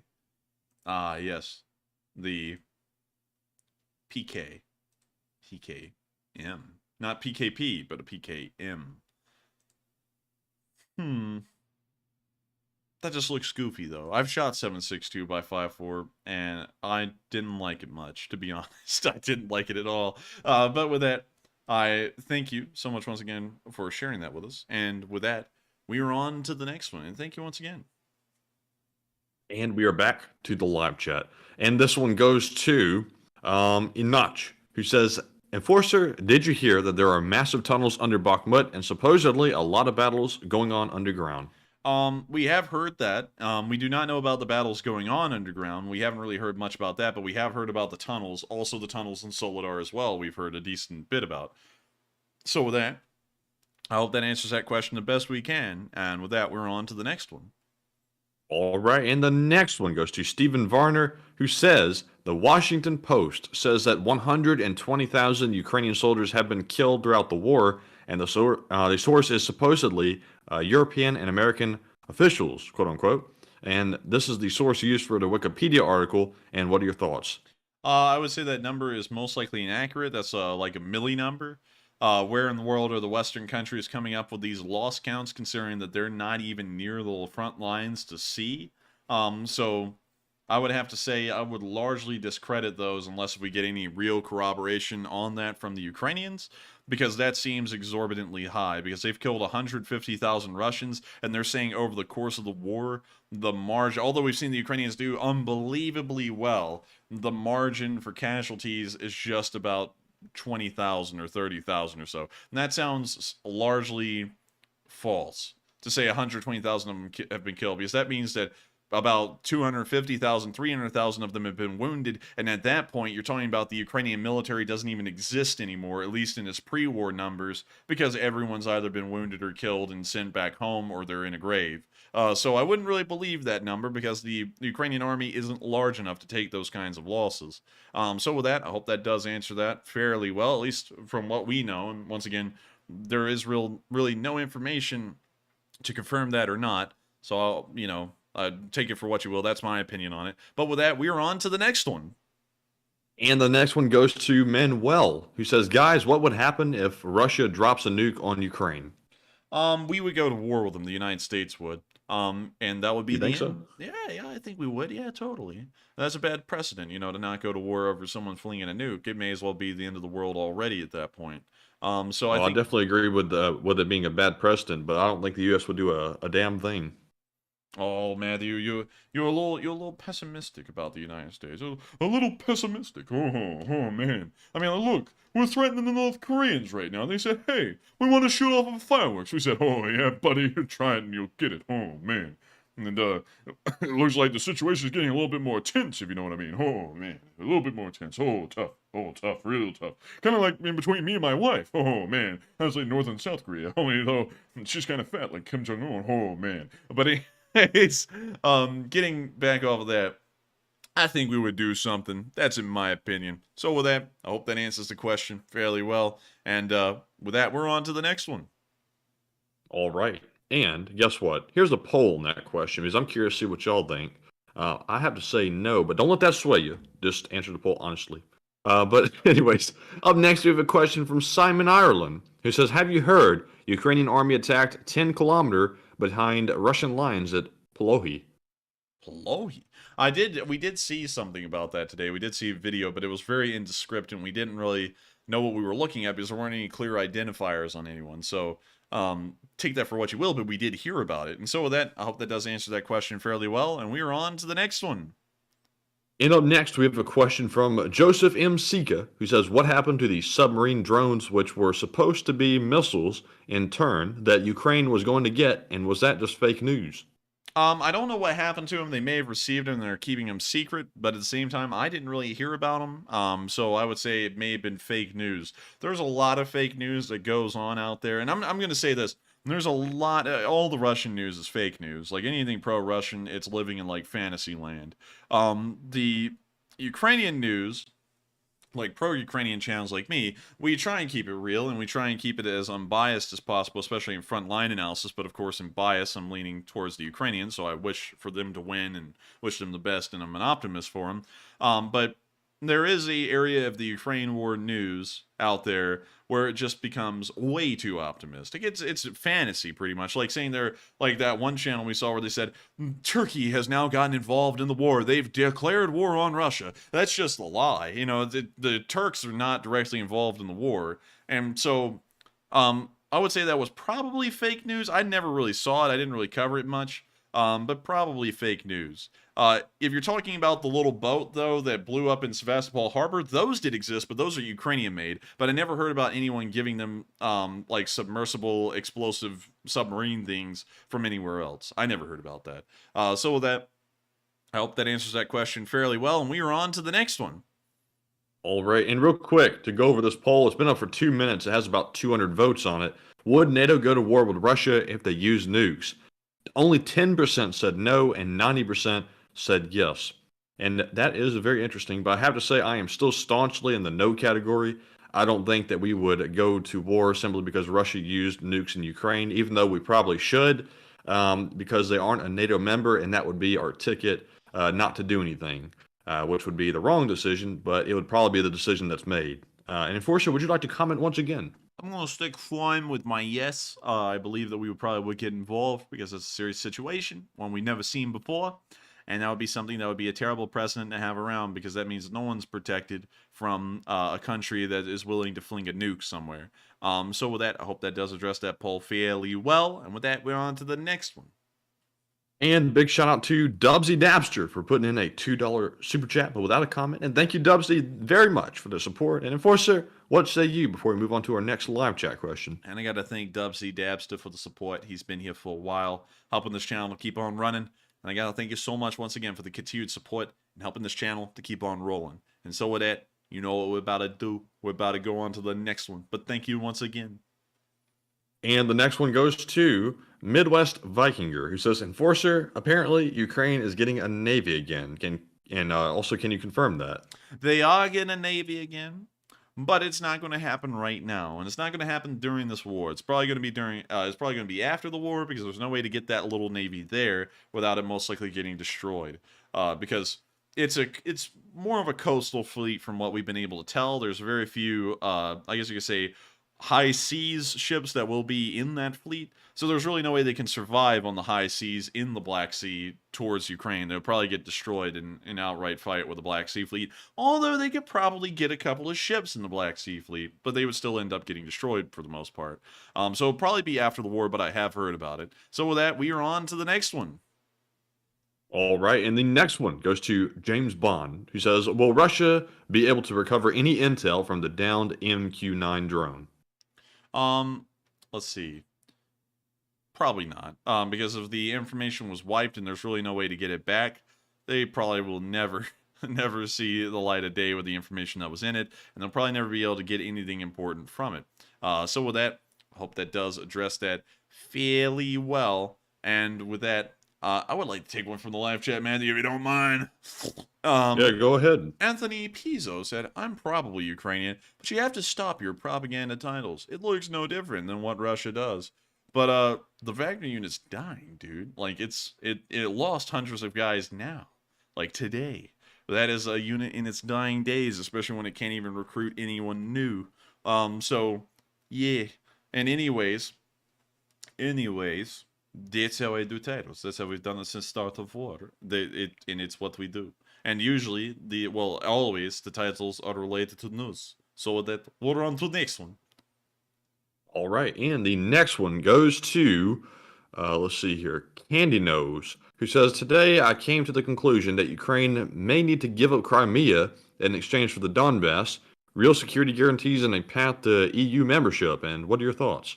It would not be smart for the Ukrainians to give up Crimea, especially as far as the United States is concerned. That's probably what we're wanting the Ukrainians to retake in the end, is for them to retake Crimea, so that way the Russian Black Sea Fleet gets kicked out. So while it would probably be a smart idea, and I do think that will probably be one of the more likely ends to the war, is that somehow the Russians keep the Black Sea Fleet in Sebastopol. It's in our interest in the United States to make sure that does not happen, so that way there is no one to contradict what we do in the Middle East, at least for the foreseeable future. So with that, I hope that does address that fairly well. Also, Rudy, he's already trying to start up the beef in the live chat with, Funker, so that way it looks like there's a legit one. We do not have a beef with Funker. So just making that clear, because I know someone's about to go, oh, he was supporting a beef in the live chat. No, we're not. So with that, I hope that answered that one fairly well. I hope that addressed that fairly well. And with that, we're on to the next one. And the next one goes to Tasman006, who says, have you guys seen the ingenuity of the Ukrainians who have been converting captured Russian T-62 tanks into tank recovery vehicles? I have seen that, and that was really cool. It's really smart for them to do that because it is a free vehicle, and a recovery vehicle doesn't have to be the most modern and advanced thing. It just has to have some horsepower. It just has to be able to pull something. So I think that's pretty smart for them to do. And so with that, I hope that does address that question fairly well, and we are on to the next one. All right. And up next, we have a question from Marion Deemert, who says, have you seen the reports that weeks ago, North Koreans were told to give their pets to the government because there wasn't enough food to keep them, and then there was meat? I didn't hear about that one. Correlation. Wouldn't doubt it. Someone sitting there going, hey, this meat kind of tastes like Fido. How do you know what Fido tasted like? I don't know, but he kind of tastes like him. But anyways, I didn't hear about that, but that is kind of wild. And I wouldn't doubt it, really. I wouldn't doubt that much at all. And so with that, honestly, though, I doubt that North Koreans have pets, really, because that's something that usually East Asian communist countries hate to a massive margin. Like, for example, during the Cultural Revolution in China, pets were considered a bougie thing to have, and so people would go around and find their neighbors' pets and kill them. if they had one. That was actually the thing that happened. I had to read about that in modern Chinese history class. So with that, I hope that does address that fairly well. And with that, we're on to the next one. And the next one goes to W13RD guy, who says, why are so many talking heads wanting assurance that Kyiv won't attack Moscow if we give them offensive weapons? Well, I wouldn't really know why. I just have no idea. It may be because they may see that the Ukrainians notice how weak the Russian military is and think that there's a shot at getting something more out of the war than just the Donbass and the Crimea. They may even be able to get reparations and cut the Russians down to size. And so we're kind of scared if we give them that ability to do that, that might be what they pursue. So that may be the reason why. And so with that, I hope that does address that fairly well. And we are on to the next one. And the next question goes to what else happened? Who says, for all the dead Russian soldiers, is there any kind of tally on what are professional, trained, or conscripts? Sadly, we don't have that count of professional, trained, or conscripts. All we know is that they're getting iced. That's all we know. We don't really know the breakdown of who's getting iced. We just know that people out there are paying. So with that, I hope that addresses the question fairly well, and we are on to the next one. And the next one goes to John Underwood, who says, did you see there were no jets flying around Russia except 2 for the bulk of the country? Bad news for Russia. Oh, I would agree. It's bad news. It's not good for them. But I did not see that because I don't really check flight radar often. So with that, I hope that does address that question somewhat fairly well. And with that, we're on to the next one. All right, and the next one goes to Steve G, who says, ever see something called Metal Storm? It's 1 million rounds a minute. Google it. I have seen that thing. Pull the video up, Jamie. Pull the video up. My headache has come back. I don't know if anyone's been able to notice, but I feel like my brain functions are slowly decreasing by the minute, and I smell toast. And I know that's going to freak out right now. Oh my god, he smells toast! I do not smell toast. I'm just kidding with y'all. Burning brain cells. Something's on fire up there. I'm going to be like that guy in that Hannibal Lecter movie that gets his brain cut up and he's like cooking in the pan in front of him. Hey, that smells good. What are you cooking? Or something like that. But anyways. Oh. Man, that thing is like a cowboy gun with the amount of gunpowder that's coming out of it.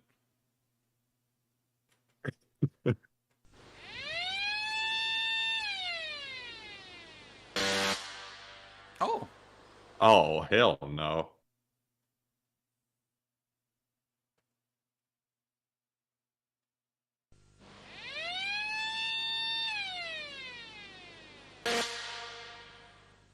Okay. That's like a bad fart. Yeah. Yeah, it is. Oh, it's getting faster now. 1 million rounds a minute. Dude, that's just a cannon. Money, money, money, money.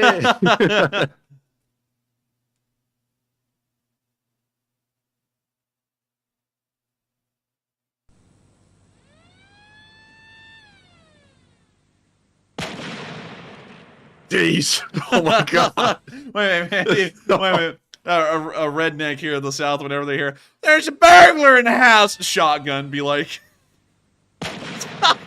Oh, damn, that blew him away, son. Damn, son, where'd this intestine come from? It's just sitting on the middle of the floor.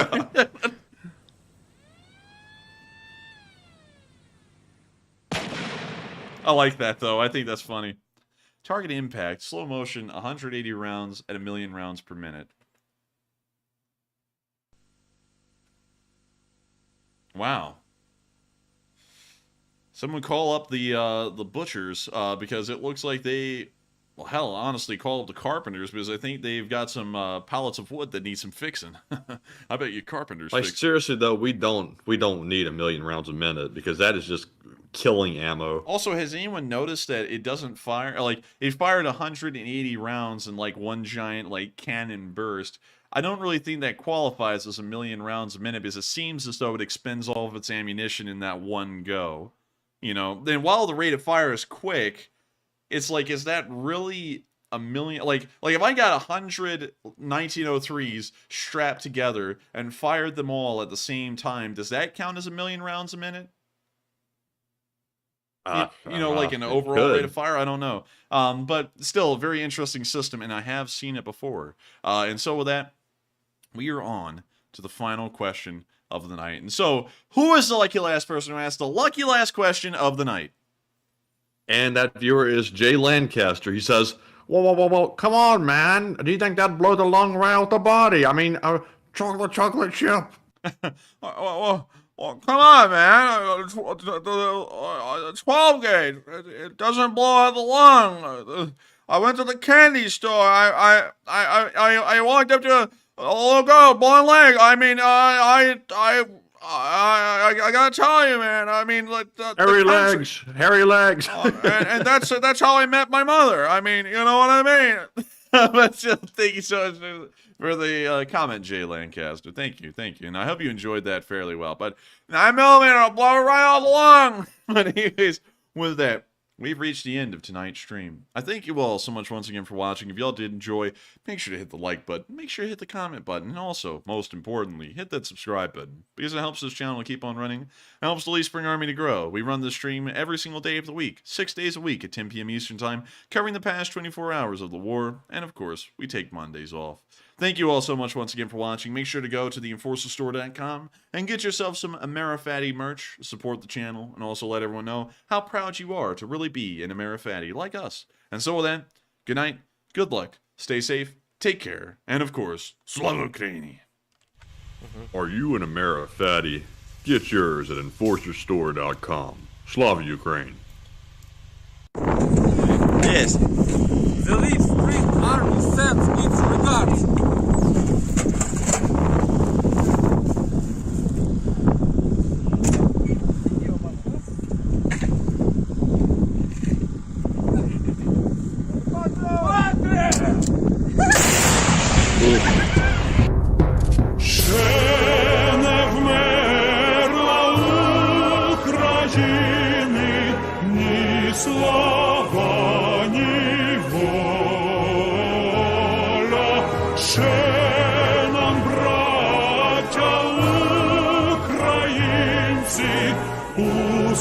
Усміхнеться доля, згинуть наші вороженьки, як роса на сонці, запануємо ми, браття, у своїй сторонці. Душу тіло ми положим за нашу свободу і покажем, що ми браття козацького роду. Душу і тіло ми положим за нашу свободу.